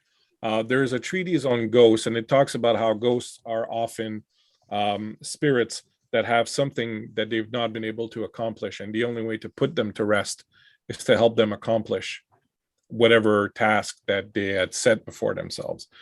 And the other one that you read about, it's kind of interesting, is one called the Revenant. And the Revenant is a creature usually animated by a very powerful emotion of hate that is so strong that even once they die, it keeps them alive and moving and acting. And the thing that is very scary about the Revenant that you read is that it can possess human beings. So if it loses its body, it can take, a human being as a host. And one of the things that's interesting as you read them is each of them has some descriptions of how you can go about banishing them or giving them release or putting them back, at rest, sort of thing. So you read these things and you memorize them, and when they're needed, you'll remember them. But you find when you put the book down and kind of go to sleep, the thing that sticks with you is how maybe acceptant of some of these things you were more than usual. And you kind of feel okay with it, I guess. You don't necessarily feel that it's, one thing removes the other. And you take heart in that. So I would say that if you want, that can give you your advantage for the rest of the evening, as you feel at ease with that. Well, so it actually has had an effect on him. He realizes that he's gone through about half the bottle, or half of what remained in the bottle, as he puts the book down, and he stops, closes the book, walks over towards I guess there's like a night table or end table or something near the bed. And from his little bag, he pulls out a small a cross that he has, places it on it, and works with his claw to make a little makeshift altar. If he can find if there's a candle available or something, he'll put a candle up. At which point he disrobes, takes off his undershirt, and pulls out what appears to be a leather braided handle with leather strings at the end. Oh boy. And he starts basically self-flagellation, and he just keeps saying the same thing over and over and over again.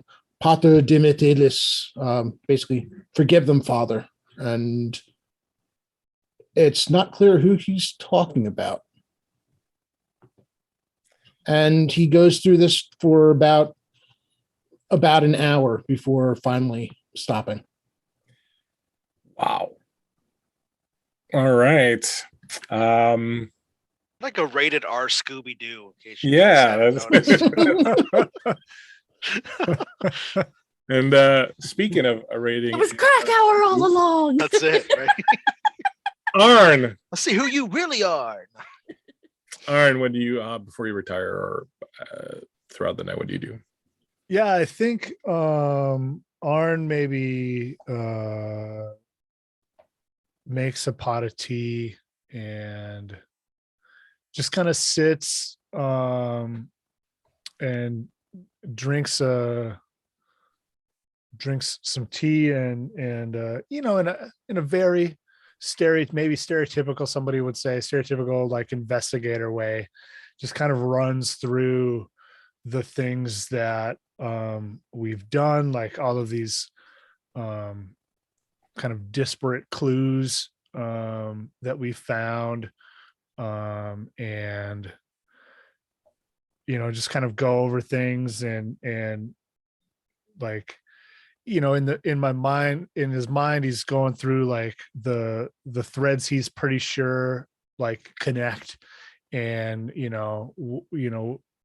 obviously there's a number of threads that we don't know where they connect to yet, and so he's like, how does this maybe like logically or I guess using like reductive reasoning or the incorrect usage of deducing.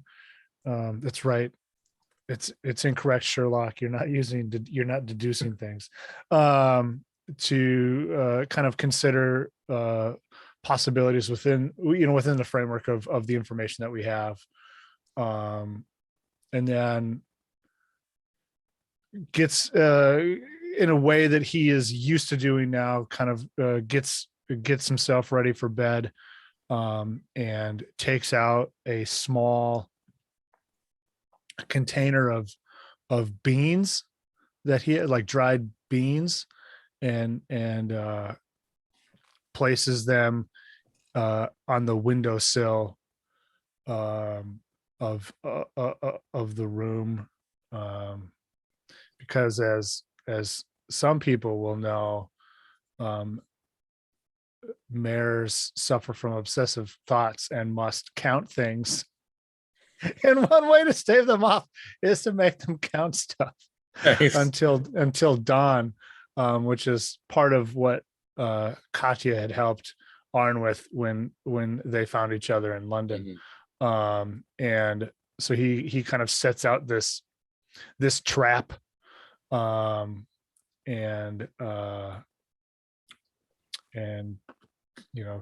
there's probably like some other stuff, like maybe he puts out probably some stuff that isn't necessarily like things that work, but like maybe he like puts out like a line of salt like as well, because that's a thing that people do and works for some creatures, but maybe not this mare, obviously. I don't know. Who knows? I don't know. I'm making stuff up. It's a game. Yeah. And then he goes, and then he takes a sleeping pill, and tries to get some sleep. And Arn, early in the morning, you are asleep, and you're having this. You're kind of in that state where you're kind of half asleep, half awake. Like when it's really early, and you could go either way again. And as you're in that state, you feel your bed kind of move a little bit, almost kind of like someone's climbing into it with you, and suddenly you get flashes again of this experience that you had right with the mayor, and you want to move but you can't. You got that sleep paralysis, and you're trying to open your eyes just to see, but you definitely feel like someone moving up along your bed and along your body, and you feel their hands and their knees pressing on either side of you, and then you feel like a body covering you, and sort of lying down on top of you, and finally, with a supreme act of will, you open your eyes, and for a moment the face of Astrid Elstrom is looking at you, That's and you wake up screaming, realizing you're alone in the room. And the one thing you feel certain of, based on everything you did last night, looking through all the clues and all that, and your experience right now, you feel certain that there's more than one thing going on.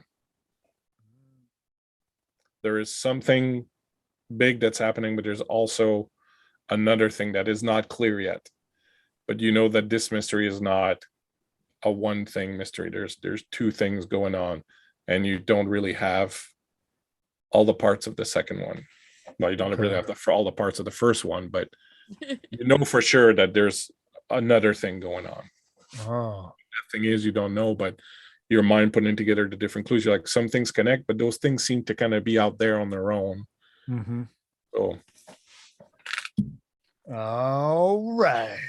When he wakes up screaming, his door flies open, and Reginald and then Elias come in, and Elias has that knife down by his side. And Reginald jumps up on the bed as if he's trying to fight something.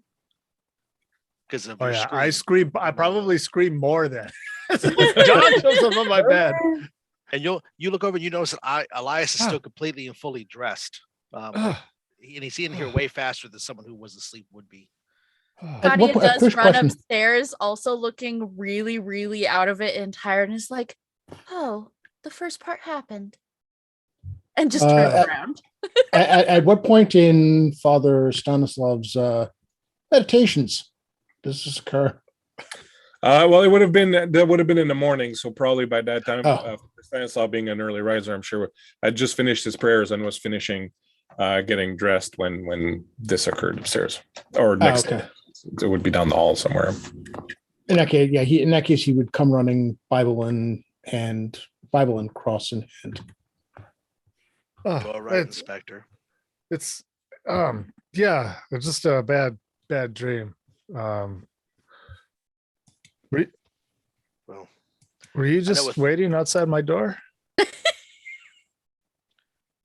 Come, Reginald. And I put the knife away and walk out of the door without answering. I would like to put forth my vote that Elias is the traitor.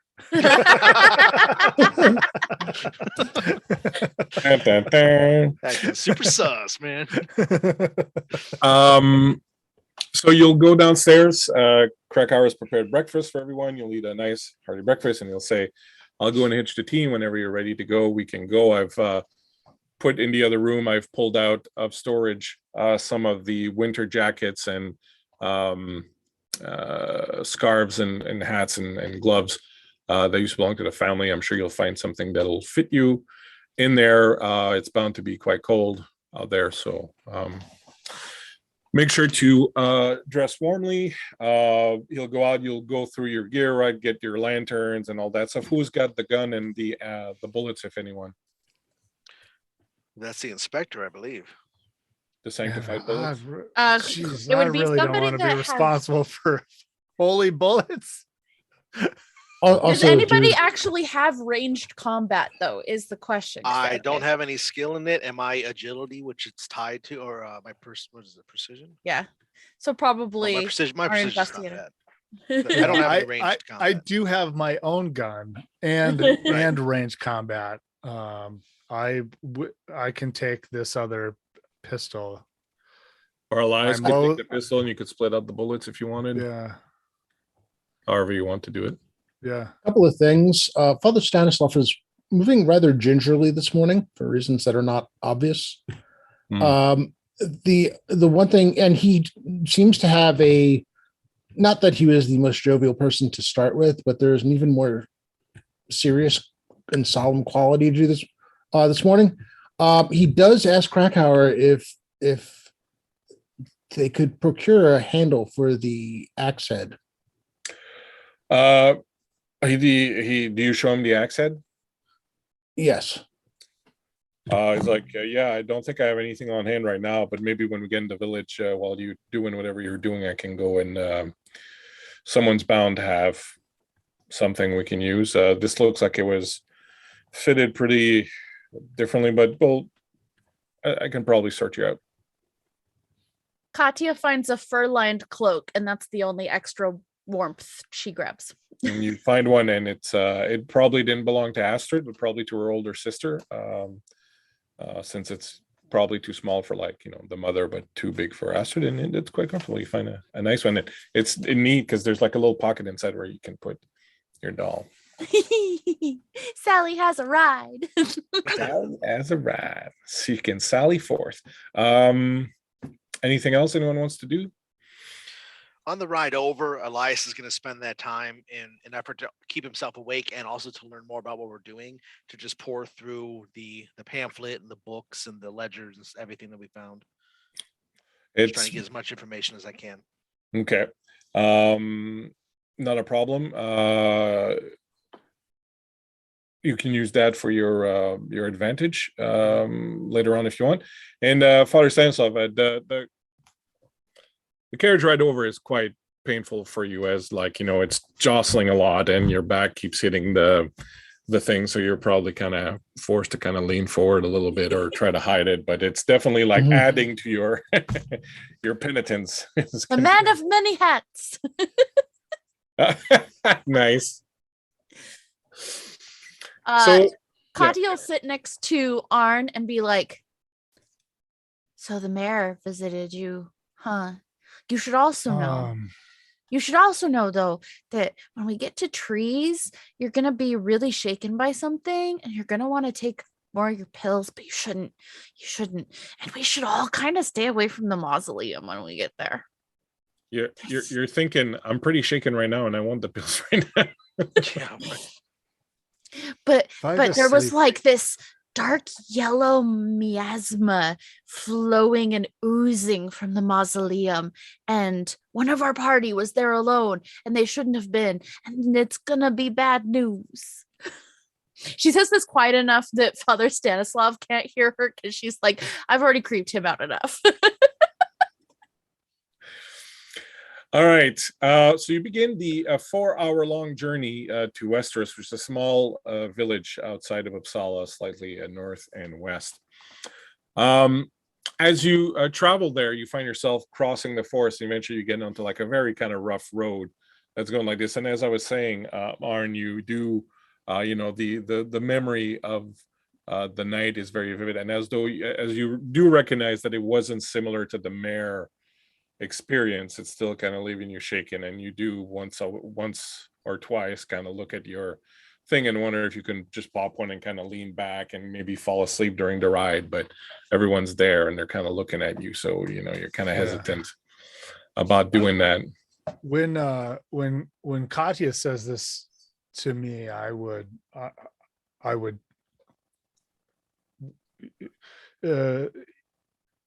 kind of match the lower tones and say, not exactly the mayor. When I woke, it was the young Miss Astrid. Curiouser. Yeah, different, but obviously troubling. Well, I won't say anything if you start counting beans. Fair enough. You can count the trees. The small village might once have been a warm and lively place, but it has fallen prey to the general exodus of rural folk to the cities. Most of the cottages, houses, and farms are abandoned, dilapidated, and forlorn, hunched under thick coats of snow. Only a few of the country homes remain habited, and these huddle together at the crossroads of the village like the last surviving members of some dark catastrophe. The coach stops, and as you disembark, Krakauer says, I'll go out and try to find that axe handle for you, and I'll hang around here whenever you're ready to leave again. Best be careful. Sometimes the isolation can make the people who live in these small villages different.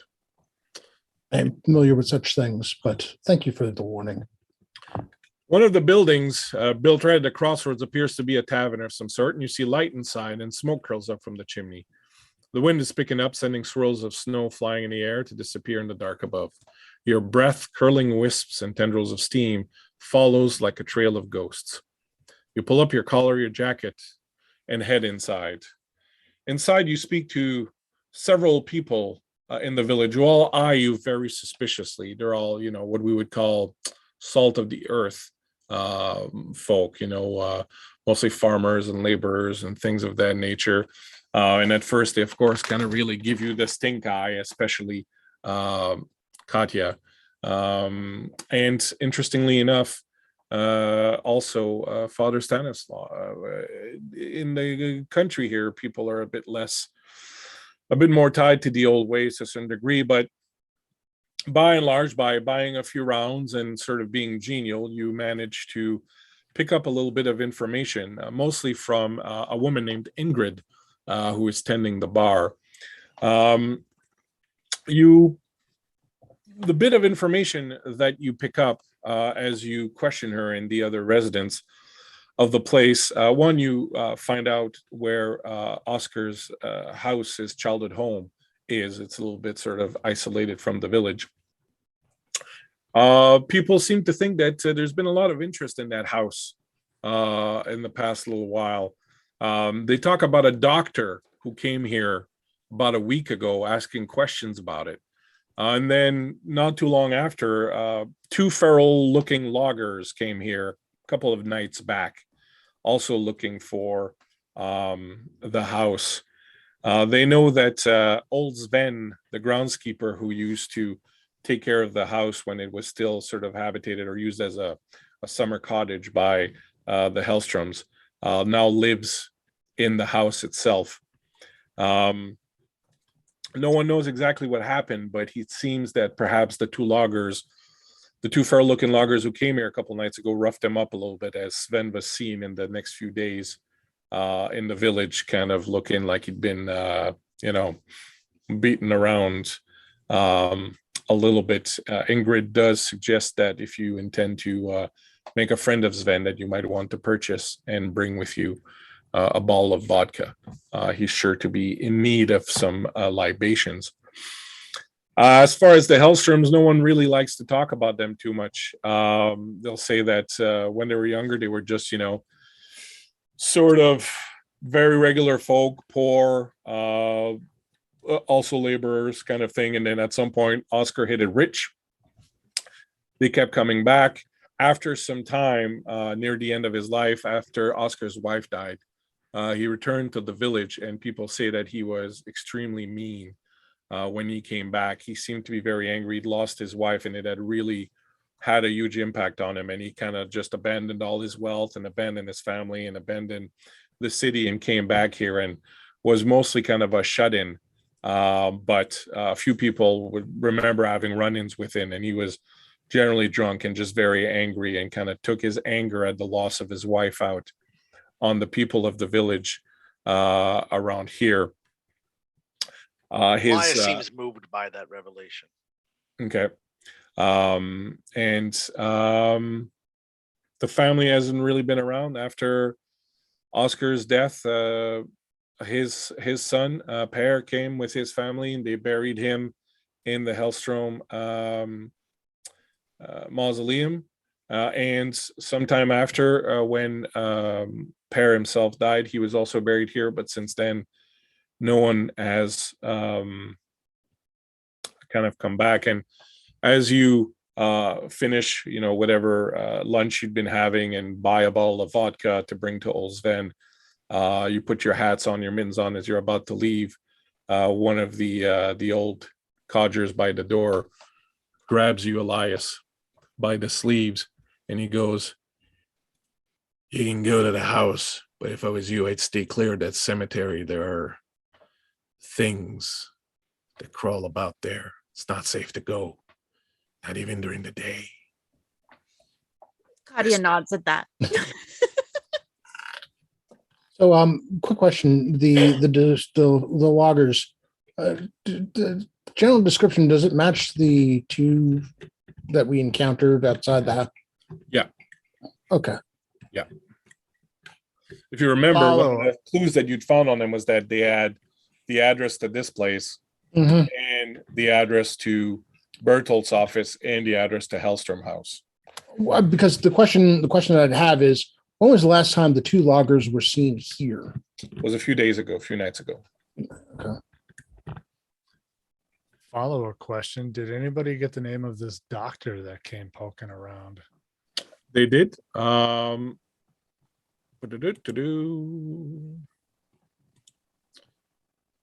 Helsing. What? Van Helsing, that's right. That's exactly who it was.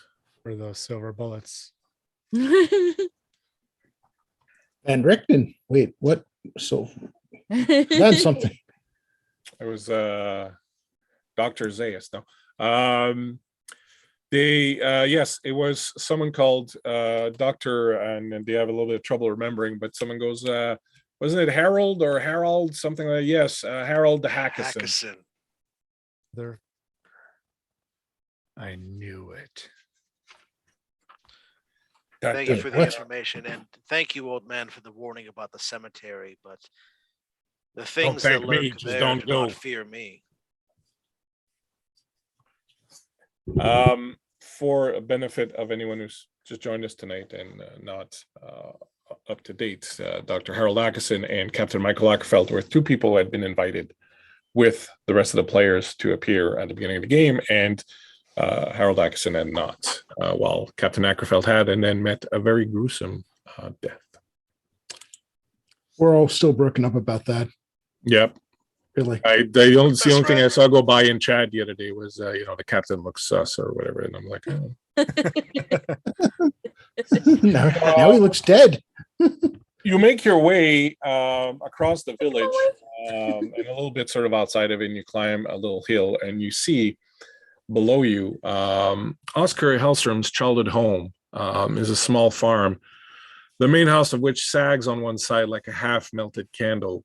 A wisp of smoke curls from the chimney, and a solitary light burns inside the house. The fence around the yard is old and rotten, almost completely fallen away, and the barn beyond is nothing but a skeleton of framing timber. Most of the planks haven't been taken away at some point. An old plow sits broken and rusting under the snow near a tree stump, and there are no animals to be seen anywhere, though there are, near the main building, a number of beehive currently laying dormant. The whole place feels dead. Farmland left fallow and faded, a place where perhaps once life had sprouted, but now just a lingering memory, sick and rotten, but refusing to die. You stand there, see the house below you. What do you do? Claudia's gonna go up and knock. Of course she does. Why wouldn't she? The old man of the village said that the house was cursed. Do we think that it's perhaps as cursed as the Hellstrom house? Well, we can ask Sven. Sven! Yeah. You scream out for Sven, and oddly enough, nothing. No one answers. He's gonna try the door. Is it locked? Is it even closed all the way? I've put on the Google Doc little image for the house for you. To troubled young woman with lock picks, every door must be locked. That's right. Would you care to make an investigation roll, someone, as you approach the house? Somebody else will need to. I do not have investigation. I'll do it. Sure. Okay, good. If you want to go, you go ahead, Rob. It's fine. Yeah, let me do that. You got it. You got this. You can do it. So, do we see there's that cemetery is next to this house? No, but you do see like a little path that kind of goes around behind the house, and it seems to go like around little copse of wood, sort of uphill a little bit behind. And you think maybe that would be like the trail that would lead to that. There's definitely like snow that's fallen there, but you see like, you know, where the trees are cut, but it would be like a little pathway. Got 2 6s. All right. So as you approach, you do notice that on the ground near the front door, there are like there's been snow since then, but not a lot. And you can see there was, you know, a lot of footsteps, the imprint of like a body laying in the snow, maybe. And you do see what would have been blood, like under like a bit of a layer of snow that has sort of frozen there. So there definitely looks like some men came up to the door, and then, you know, there was some sort of scuffle. Someone was taken down, and then you don't know what happened after, but there was clearly signs of a bit of a struggle here. Is there footprints going elsewhere, or do they all just basically congregate here? Yeah, they congregate there and then seem to sort of take off again and leave again. Inspector. What have you got? There was a fight here. Hmm. Looks like blood, but it does not appear to have left this doorway. So, and looks like they must have been taken inside. As you're looking at this, you hear cawing, and when you look up, Katya, you see on top of the chimney, looking down at you, one of your friends. Hearing the cawing, Father Stanislav turns, looks at the raven, and glares. Be nice to my friends. They The have raven makes a sound that in a human being might have been a snort. What do you do? So you go up to the door and knock, Katya, or you yell, or what do you do? Yeah, I knocked, I yelled. If I got no answer, then I would check if it was locked. You knock, you yell, you get no answer. Someone in the group spots a curtain kind of flapping a little bit as if someone had kind of been looking out, and then closed. If somebody points that out to Katya, she'll yell, There's- Sven, we brought vodka. I have a shotgun, I'll let you know. But we want to give you vodka. I'll give you what for if you step in this house. I've had enough getting beat around. Astrid sent us. Who? Astrid Hellstrom, by Who way of Fuck is Bertold. Astrid Elstrom. Oscar's great granddaughter who owns this house. I don't know any Astrid Elstrom. I don't know any Oscar either. I don't even know this house. Get out. Leave. I'll shoot you through the door, I will. I think he might be possessed, Father. I assure you, we don't mean you any harm. We are here. That's to what they help. said. Well, we are not them. Katya wants to like kind of get in view of the window with her hands up, showing she's holding nothing but the bottle of vodka. I grab a hold of her and I forcefully pull her away from the window. You see an eye kind of peep out. He goes, "Yeah, you're right. You're kind of fancy looking for a heavy. Is that a priest? Yes. It is. Huh? I fucking hate priests. Get the fuck away from the door." Curtain closes. Katya's like, Wait a minute. I Did you like say you this had guy. vodka? yes. And she like Holds the bottle in front of the window. Yes. And if you do not open the door now, I will bless it. Wow, that escalated quickly. All right, I'm gonna open the door. No funny business.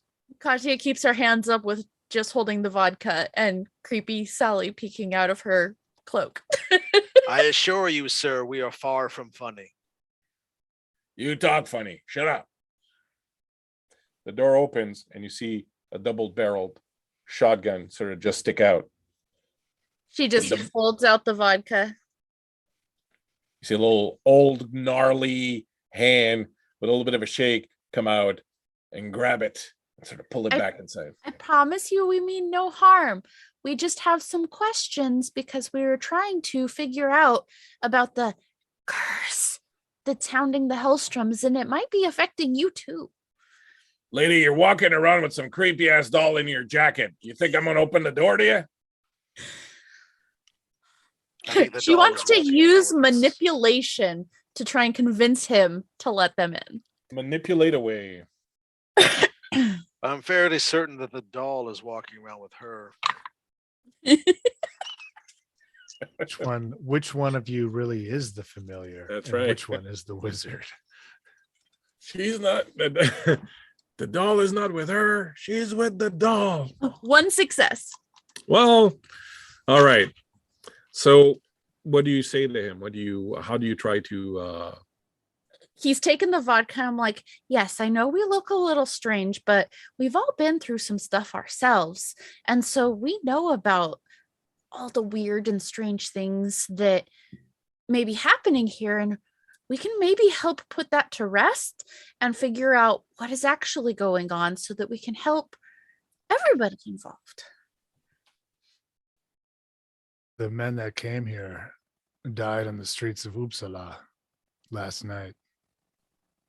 At the hands of our driver. you hear a loud burp? Burp. Oh, that hit the spot. What were you saying? The guys who roughed you up are dead at our hands.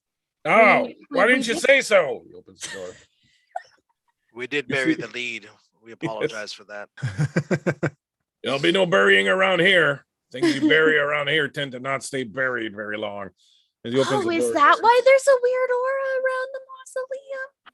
there's a lot of weird around here. Bent old man with long white hair on the back, but like none on the top, and a bit of a wispy beard. And he's got one suspender down and the other one up there. And he's got this really stained kind of, undergarment that he's wearing up here. And then these old loggers pants that are fixed up in like a dozen places. And he's got these big fur slippers on his feet. And his face is all banged up. Like he looks like he got worked over pretty bad. He's I got would a like to black pull eye. out the medical equipment and try to help him.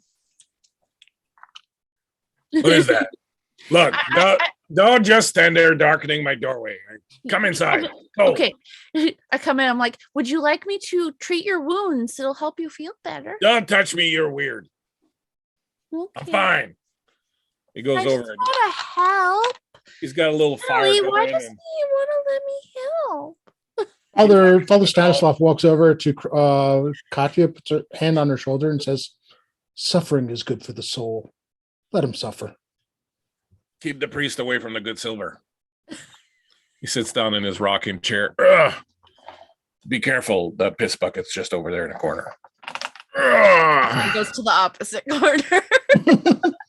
So there's a couple of little stools that you can sort of pull up if you want. The fire's anemic. There's like a branch that's like smoldering a little bit, and next to the fireplace, there's a couple of logs, and there could be the makings of like a slightly better fire there. The place looks like it's been ransacked. Like everything's upside down. The cupboards, the doors are pulled open. Everything's broken. The bed has been ripped apart. It's a really, really sad sight. Like this old man just has this as all right, but now it looks like the entire place has been kind of destroyed. He doesn't even have the strength to sort of pull it back together. Katya starts picking stuff up and writing it and trying to set to rights the room. Father Stanislav walks to the fire, since obviously the man wants no part of him. and just starts working on building a proper fire. Perhaps you could tell us what has befallen you, good sir. How we can help you. But has befallen me. Life has befallen me. I always knew working for the Hellstorms would catch up with me eventually, but you know, it's hard to make a living around here, and when you're like me and you're basically lazy, it's even harder. What is it you're looking for, anyways? And why is everyone coming here bothering me these days? This is just an old shack. There's nothing in here. I think it has to do with Astrid waking up from her catatonic state that she had been put in when the attack happened. Astrid? Who's Yeah. Astrid? Magnus's youngest daughter. The The hell is heir to the Hellstrom family's fortune. Magnus doesn't have a daughter. He's like, what, 5 years old? Oh, you have some brain issues. Are you sure you don't want me to try and help? Issues? Darling, I got subscriptions. Reader's Digest. Oh. Well, would it be okay if we just took a look around to see if we could find any clues that would help us?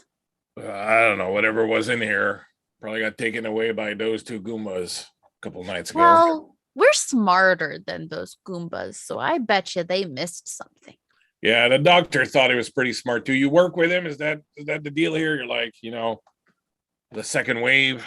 He was supposed to work with us, but we're pretty sure he got killed. Huh. Seemed like a nice. Tell us about the doctor. Yeah, what was he looking for? I don't know. Came in here wanting this and that.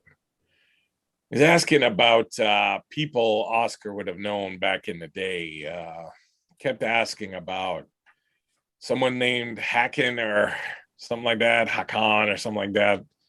Like Oscar should have known this guy. I don't know. I never heard of him myself.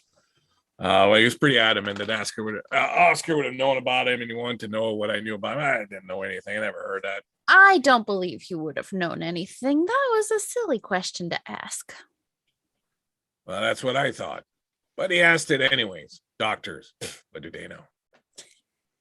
Well, I'm not a doctor. I just know how to help people a little bit. Yeah, keep that stuff away from me. That looks sharp. Well, I have also just bandages. Would that just bandage you up a little? Nah, I'm fine. I got all the bandaging I need right here. So, what is it you guys need anyways? What's all this interest with Oscar all of a sudden? I mean, he's been dead and buried for so long now. And I buried him myself. It's over up on the moss in the graveyard there. And with that shovel, he points over in the corner. There's like this old, broken, rusted shovel. Put him down there myself. Not that he stayed down. Come again? Not that he stayed down. What do you mean? I'm just a drunk old man. You shouldn't listen to me. I don't know anything. And I'll lean in very, very close to him and I'll say, I do believe you. And I'm here to make amends for what has happened.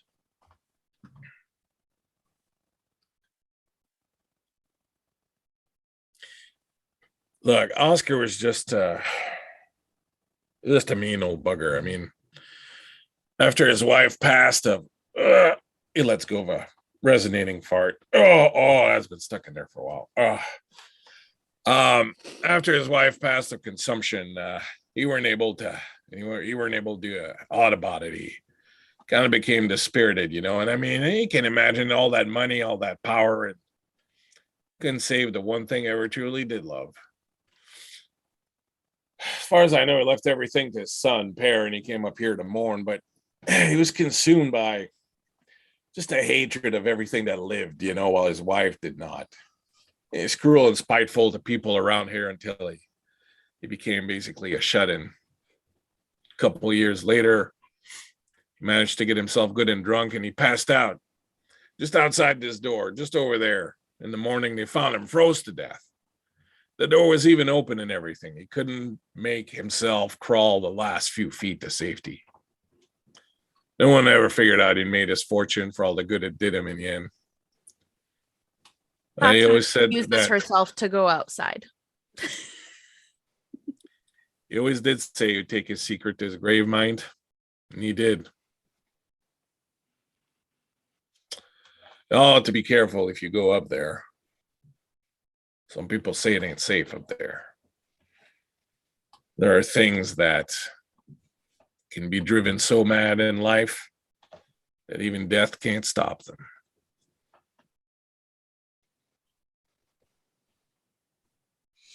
Katya, while she's outside, wants to sit in the spot where he said that Oscar died. And wants Right to- outside the door, yep. Yeah, wants to use medium again to Okay. try and contact Oscar. Okay. Give me the roll. Oh boy. Oscar, can you hear me? I'll pour a bit of the vodka for the old Oscar, man and my- give it to him. Sorry? 2 successes. What did you say, Kevin? Oh, I'll pour a little bit of the vodka for the old man and give it to him. He's drinking straight from the bottle. Okay, then. 2 successes, you said? Yep. You can't. You do everything you normally do, and usually when you do these things and you do them correctly, you always get something, you know. The phone is always at least ringing, even if they don't answer. But this time it's like there's no line. You search and you prod and you ask around and you look for Oscar's spirit, and it's nowhere to be found. Cool. Are there any others in the area that would talk to me?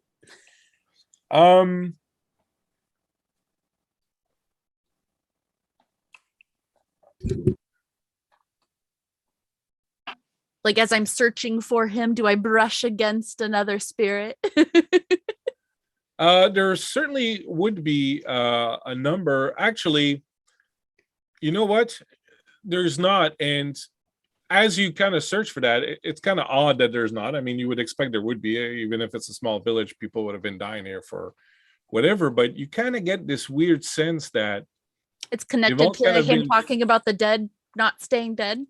no, you kind of get the feeling that they've kind of all been scared away Oh. by something. Like there should be ghosts and spirits around here, but there just doesn't seem to be any. All hanging out at the graveyard. No, because we're close enough to that I would reach it. That was a little, that was kind of That's out of character. Father Stanislav, would you make me a learning roll while you're sitting there listening to all this business? Sure. 2 and that's lots of dice.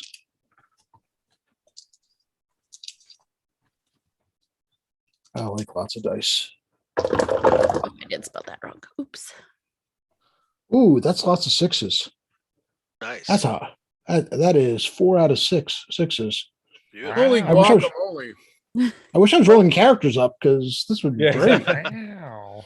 So as you're I mean, sitting we're- there and listening to the old man speak and sort of building a fire and kind of, realizing you can probably ignore him, he says something and it kind of rings a bell and you're like, and you look over and you look at the shovel that he pointed to and he said, I got buried in myself with that shovel. And there's something last night that you read in one of the books, had something to do with a shovel.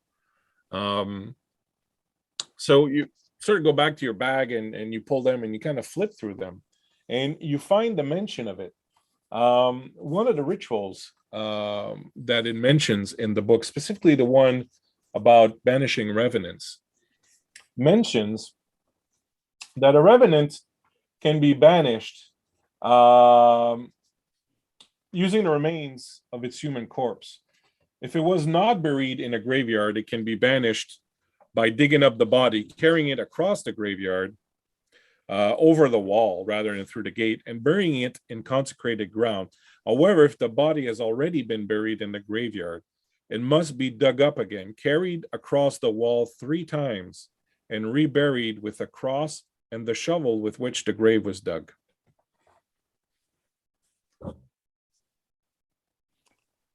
And he buried it in the graveyard. In the mausoleum.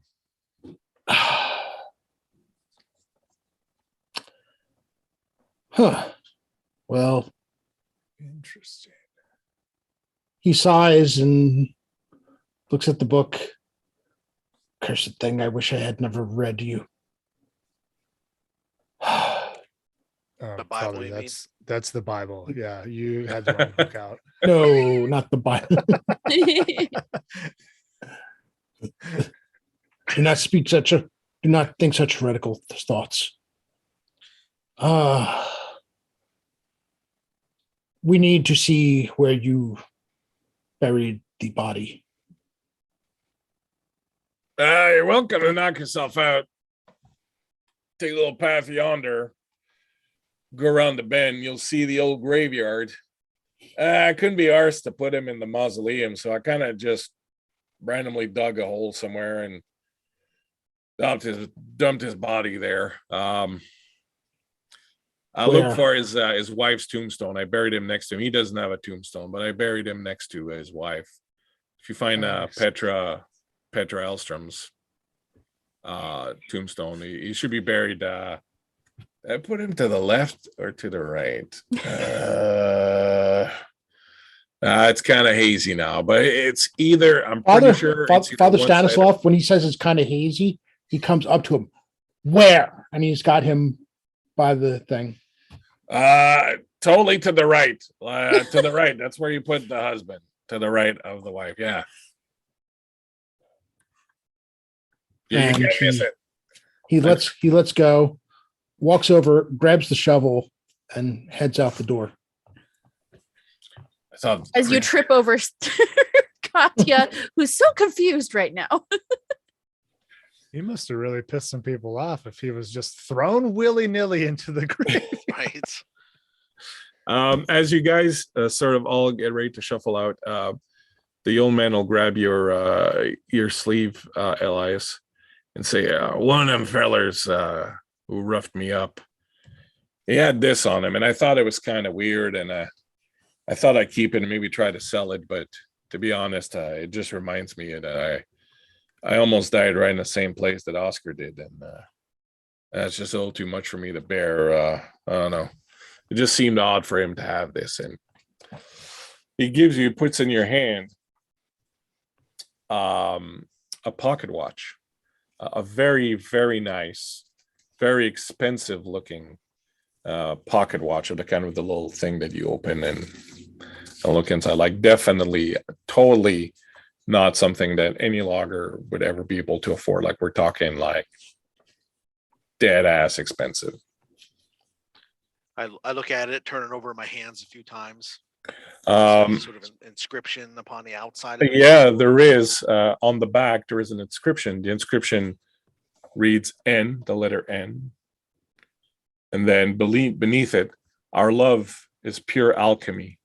And then 2 X's. And then beneath it, the letter R. When you pop it open, inside, there is an image of a young woman in a very suggestive pose, which for the time would have been like, showing some collarbone. But a very, very suggestive pose and sort of, looking straight at the person. The watch, of course, has stopped working.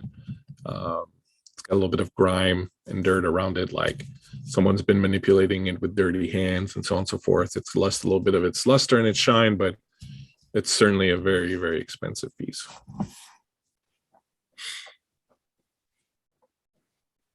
Thank you. And I'll close it and I'll attach it like you would wear a pocket watch normally. Mm-hmm. I'll attach it so that now it looks like I have a pocket watch. Okay.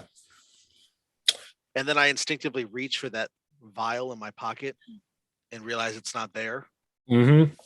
And I pause for a moment. Thank you, old man. And I turn and I'll go to meet my companions outside. As you walk up along the little path, the cemetery looks like it was created for one purpose alone: to frighten anyone who looks upon it.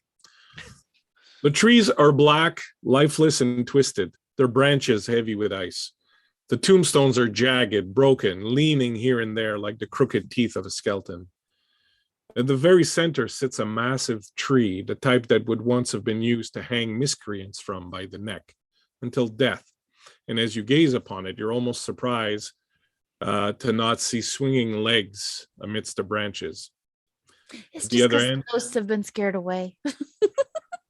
At the other end, the mausoleum squats, dark and ugly, a corner of it having sunk down into the ground during some unseasonably warm spring thaw. It is now crooked, a hunchback of a building, forlorn, brooding, and very quiet. Katya squares her shoulders and she's like, nobody in the party but me should approach the mausoleum alone, because she would have recognized herself. You Why? may, if you wish, look at the owlbear. Albert Rodeo. Well, As that is we- definitely Oh, wait. creepy. As we I walk, completely forgot about would that. Ask Elias what Sven wanted. He showed me this, and I will hold the pocket watch up to him. It appears that the men who attacked him had this upon them. It doesn't seem to match what they would carry. Excuse me. And it doesn't seem to match what they would carry, but he said they had it nonetheless. He thought it was strange. He thought we would make more sense of it than he would. So As you approach, you notice your two friends, two ravens, come flying in and settle on the ginormous gallows tree at the center of this place. In the cemetery? Yep. On the hanging tree. Yes. Right. the son, Nils, was an alchemist or chemist. He Curious. caused the accident, yes. It would seem he had a secret companion, if not a secret love, that perhaps they shared more than just secrets. Yes, by the suggestive nature of that collarbone, I would agree.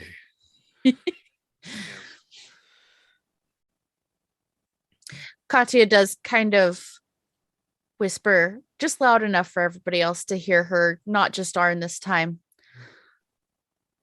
All of the ghosts here have been scared away. None of them linger. Hmm. That's supposed to make us feel better. No, I'm just telling you. Oh, the Stanislav just shoots her a look and basically just pretty much ignores everything otherwise. He does glare at the ravens, and you almost swear that you heard him hiss as he looks at them, but he's determined to get to the mausoleum as fast as possible. He's been in old No, you cemeteries. You mustn't go to the mausoleum on your own. It'll be bad. Katya, like the first time she's touched any of them, she walks up and like grabs his arm and is like, no. But we're all together now. Well, let me go first for reasons. And We will she starts not. walking. We will not. I have no fear of these spirits. You should. Speak of what you know, or be silent. And there's a Well, fine. fervent. I there's- saw a vision that the mausoleum, if somebody in our party approaches it when they're alone, so any of you going for first would count as that. It's not good. There is a dark yellow miasmic ooze flowing from it, and it will attack you. You saw a vision? You saw a vision how? What were you doing when it happened? As she Oh. says that, you realize that there's kind of a mist that has started to form, kind of rising out of the snow, and it's got kind of a yellowish hue to it. and it's kind of like the snow kind of like it's melting or something and kind of starting to evaporate, and this little yellowish mist sort of rises and How starts. far away from us is it? Well, it's sort of, the mausoleum is kind of on the other side of the tree. If you look at the map, you can see where the big building is. That's the mausoleum over here. Hold on a Right. second. I need So to it's get like into at it. the other end of the small kind of graveyard. So maybe like 100 feet away or something like that. Is there a new Albert Rodeo link? Oh, wait, hold on. Yeah, there is. My bad. That would explain why I'm not seeing anything. What were you doing when this vision happened, Katya? Speak plain. Were you writing? No, I had my crystal ball out and I did all of the things that I was taught to do. And I saw a couple things, but this was the last one. Where is the mist on this again? I see us and I see the ravens, but The big building at the very north. okay, that's the Yeah, mausoleum. that here's the mausoleum. Yeah. The mist You know, he is just wasn't coming buried in the out of mausoleum, everywhere. right? He told you that he buried. Right. Where- Okay, so where do we believe his grave was? Or We've have got to Buried look just for right in his the wife's grave. the headstone for his petrified. wife. So go ahead and if you want to start looking for that, you can go ahead and do an investigation. And Katya is very firmly going to plant herself to try and stop anybody from going towards the mausoleum. And I would Reginald. like to, as we look around, I would like to look for, the imprints of traffic. Okay. Check for tracks, as it were. So one of you, so as usual, one of you go ahead and make an investigation. The others can I got add. 1 6 out of 5. Okay, did you roll? You can roll extra dice for each of the people that are helping you doing this. Yeah. I'll be Okay. helping as well. I will tell Reginald to be on guard. Katya's not helping Reginald look is like- because she's being it seems vigilant. really- yeah, Reginald seems really kind of like, his hackles are kind of up and he's kind of like, kind of looking around, and his tail, which is usually kind of wagging, is kind of down, and he seems kind of nervous, like he doesn't like this place at all. Of course, yeah. What else did you get, Rob, on the investigation? I only roll one extra dice for him, or Well, who's else? helping search for the all right, so 2 extra dice. You also have 2 advantages if you want to add an extra 2 for That's using one true. advantage. I did use one advantage last week. Did No, I we get got- that back? Yeah, you get 1 every game. Yeah. Okay, so And I've got then 2. you got then. an extra one. Yeah, we all should have 2 right now. Yeah, I don't know that I bother using it because you at least have 1 success already Yeah. that we know. So I would keep it for when True. shit hits. Okay, I had 2 6s. All right, so that's pretty good. So you start searching through it, and you figure out quite early that the old man probably wouldn't have like gone too far out of his way to do this, right? So you start searching around. One of the things you notice, as Arn was saying, he was looking for tracks, is that there are none. No one's come here in, definitely not since the last snow, and not in a while. Like the snow does not seem disturbed at all anywhere. And as you're searching near the tree, eventually you find a number of headstones that appear to have, at least for a while, been kind of maybe better kept than the others. And one of them literally reads, beloved Petra, mother, wife, you were the only thing I ever loved. And it's kind of sitting askew a little bit, like something has caused it to shift, and where it sticks out of the snow. But you realize you'd have to dig under the snow to kind of see around it and see where else other things might have been hidden. And he immediately goes with the shovel and starts working on that. Because you start digging through the snow and the ground is frozen, so it kind of takes a little bit of effort.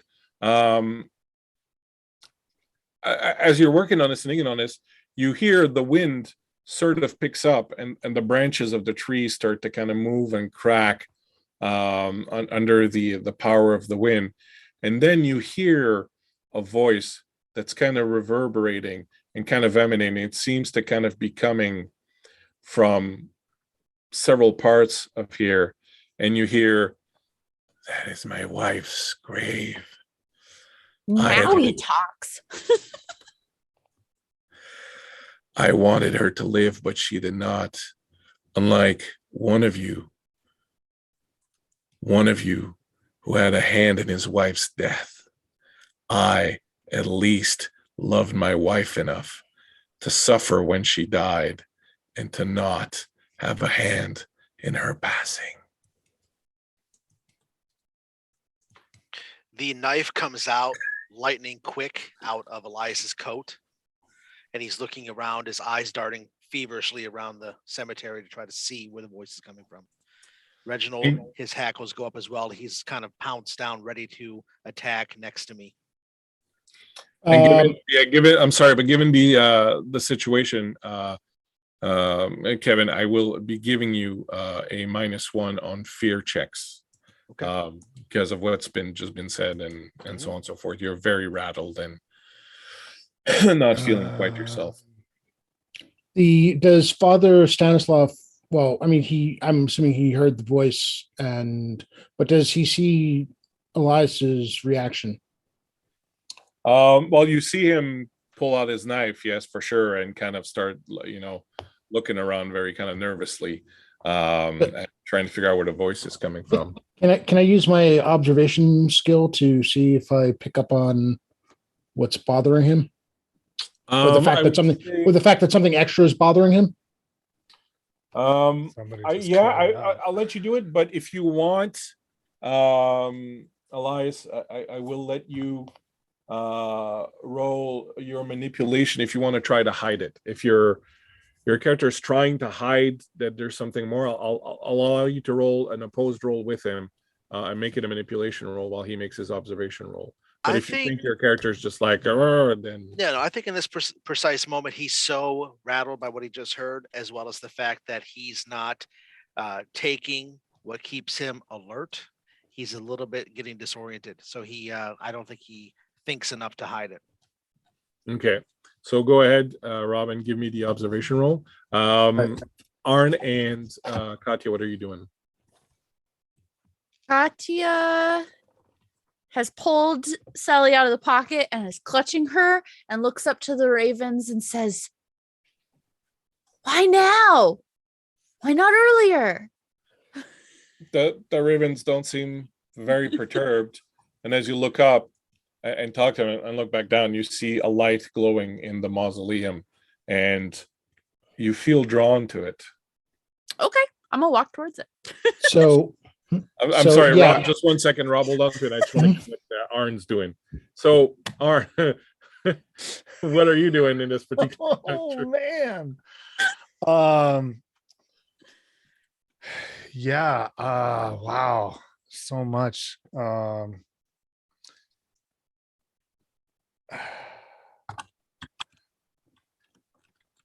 Arn's like, looks like I picked the wrong week to stop sniffing glue. Wait, what? Not a gasoline. Gasoline. Yeah. No, oh, that's gross. Don't do that, kids. No. Don't huff. Don't huff. Kids staying up late to listen. Don't do that. Yeah. So you have Elias who's kind of freaking out and he's got his knife out and he's kind of like, really kind of. Yeah. You got Father Stanislav who's like, kind of trying to tend to him, talking to him, looking at him. And then you have Katya who's just sort of decided to walk off towards the mausoleum. I really like. Obviously, there's a voice of somebody who is not generally understood to be alive. I really want to try to leverage my sixth sense talent, which, and I don't know how that would necessarily work, but it's when I make investigation checks, I can use extra successes to determine things about Vaesen. Okay, so I don't know if all dead are Vaesen or it's okay. But... So go ahead and make me a roll. Meanwhile, I'll deal with Rob's roll. What did you get, Rob? Yeah, thanks to having what do you call it, eight dice to roll. Pulled up the 3 6s again because Nice. there's a theme going here. Yeah. Yes. So open your bag, Kevin. Explain to Rob exactly every facet of what's going through Elias's mind and what he's thinking, what he's doing, and sort of. Definitely. You can tell by the way that Elias is carrying himself, the way that he has now a look of anger and defeat and depression on his face.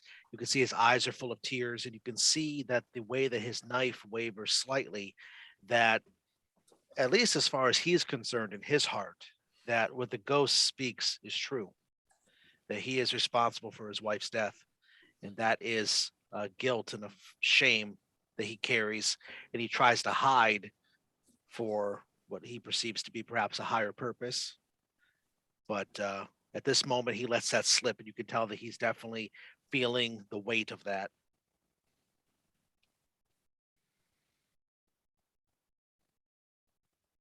Father Stanislav is staring at him, and his feels a slight bit of heartbreak as he realizes what's occurred, and he freezes just for a moment, and then he says, Elias, please come. I will take care of this. Come to me. And with that, Father Stanislav starts reciting prayers as he starts blessing a large circular area around the two graves. Okay, Enough. so I will say that I see this kind of area that's delineated by the road here, kind of thing. Hold on a second. Let me get back to the map. Yeah. Yep. So this kind of area here is Mhm. what that's what will be covered, right? This kind of area. So you guys are like Okay. right now. You guys are like around here, right where those headstones are. Mm-hmm. And so this kind of general area here will be covered. So this will be here, and then this will be there, and this will be over there. But so this kind of area here, okay? But by the way, anyone who's watching kind of will notice that his Father Stanislav's his eyes only go towards what he's doing, towards Elias, and towards where the sound, the voice is coming from. The other two may as well not even exist at the moment. And tell us the Hey, effect of let's the go. blessing that you do with your Bible block. So, once per session, with the Bible in hand, the priest may bless a small area the size of a large room or small cottage. Within that area, friendlies get a +1 on fear checks.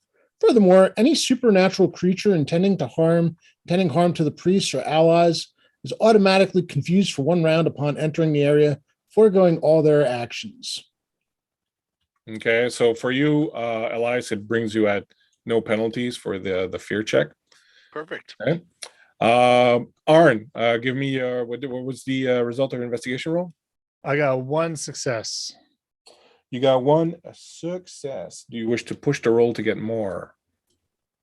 Or are you satisfied with 1?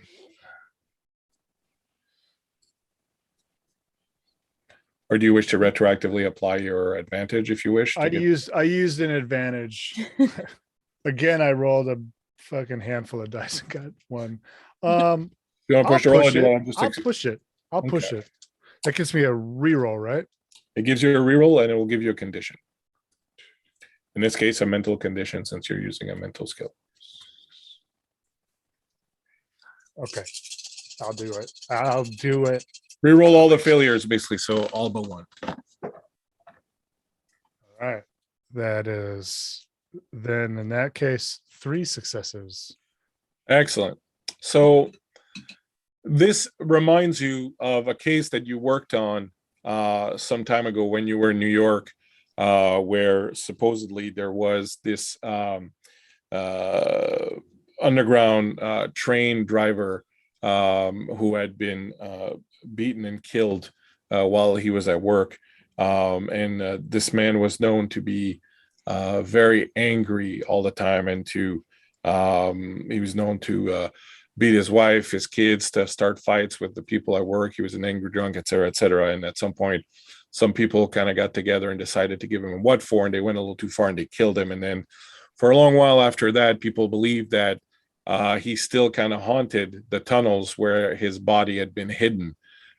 People reporting seeing him, so on and so forth. But one of the things when you investigated the case that you remember is that the creature that he had become could do certain things, including whisper things. They seem to know secrets about them, and so on and so forth. They could lure people. They could create. He could dim the lights in an area or change what an area looked like, and so on and so forth. And you remember in the course of that particular investigation that you had worked with an occultist who had basically said it was a revenant that you were dealing with. And you remember now, because what Father Robert talked about earlier about the shovel and this, that, the other, you kind of remember that was connected to that. So you're fairly certain you're dealing with a revenant here, and you're fairly certain that there is magic going on right now that is happening around you and affecting the people in your group. And you know that you have to start the ritual and get it going, or if this thing physically lures someone or goes after you, it basically can't be stopped by immortal means. And it has the power to possess people. All right, let's not go to the mausoleum. As you say that, you notice Katya is like, well on her way No. towards heading there. And Katya, as you're walking towards the mausoleum, feeling very much like you want to go there, like there's something there that's calling to you. You see on the ground an image of a dark shape, and you realize the moon being behind you, it's your shadow that's on the ground, and you realize that that's the indefinite shape that you saw in your the vision.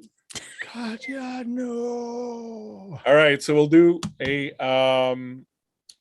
initiative, and it's going to take you 3 rounds to do the ritual.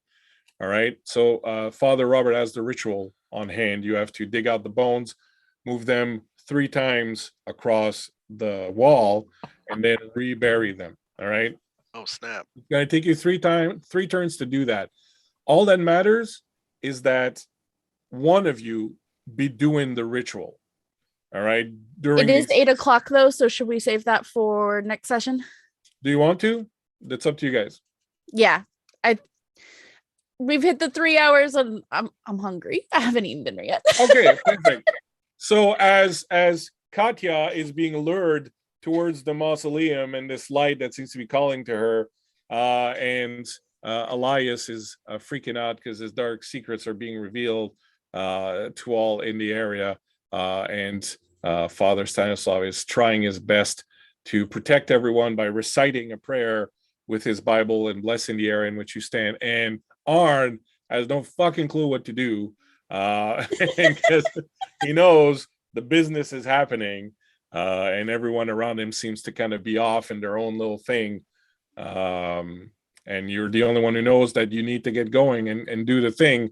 We will here take a pause until next week, when we return to Westeros and try to solve the mystery of Oscar the We Rebel. got the teamwork to make the dream boy. work. That's Oh, it. wait.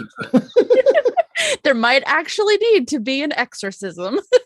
Oh, So guys, Yes, if you wanna quickly again, tell us where we can find you. We'll start with Kristen.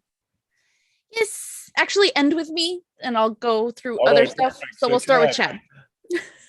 Hey, you can find me on Twitter at RealCMG. You can find me right here on Twitch as North Shore DM, and on the Superior Adventures Guild Twitch channel, and on a number of your favorite Discord channels, I'm sure. Robert. So yeah, I am Robert Phantom NJ on Twitch, Phantom NJ _D&D on Twitter. You can find me in all the places, but the next place you'll probably find me, as far as on Twitch, will be Wednesday night. I'll be doing a guest appearance on Blue Box RPGs, Lore Masters Arcanum at 5:45 Central, 6:45 p.m. Eastern. See you then. Kevin. Excellent.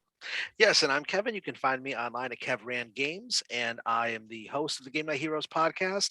We're currently running a game that Kristen is in, so if you like what she's doing, come check her out. She's a burned spy trying to clear her name, so it's a cool, exciting game. And then Excellent. Christian, if you want to go. I'm Christian. You're a lovely DM, and you can find me at The Bleak Season on the Bird app.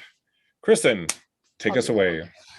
Thank you, everyone, for joining us tonight on Rainbows and Razor Blades Productions. You can find me online at Darth Surrealish. R&R Production is also where you can find us on Twitter to stay up to date on what we are doing. You can find me Saturday nights on Exquisite Corpse Presents playing Candy, and we have some awesome guests that were there Saturday that are going to come back this week, and that's super exciting. Also, we should be wrapping up soon on Ladies of D&D with our 12 Occult Eye run, where I'm playing Lady Nightshade, as Kevin said, the Game Night Hero podcast. And tomorrow night, we are going to be doing Kat and I, Autumn Knox and I, are going to be doing Chaos Commentary, where we talk tips and tricks for new DMs, since at the end of this month, the last Monday of this month, Viking Death Squad is going to be the very first game she is ever going to run. And so that's very exciting. And Christian will be playing in that, as well as myself, Skag, and Allison. We also on Thursday night have our second episode of our playtest of Spellburn Earth, which it's a really interesting system. We're helping playtest the mechanics to see what works and what doesn't. So come and see if we break any more of the game. Otherwise, we have long-term games that are going to be starting in June, but we'll tell you more about that as that comes up. And stick around for a minute. We are going to go ahead and go raid Dork Tales, who are playing D&D right now. Thank you very much. Ciao. Yeah, thanks everybody. Good stuff. Yeah. Dork Tales. Woohoo! I like how we all did that in unison. Got to. Birds of a There we feather. go. Birds of a feather. Oh, wow. Look at that cosplay.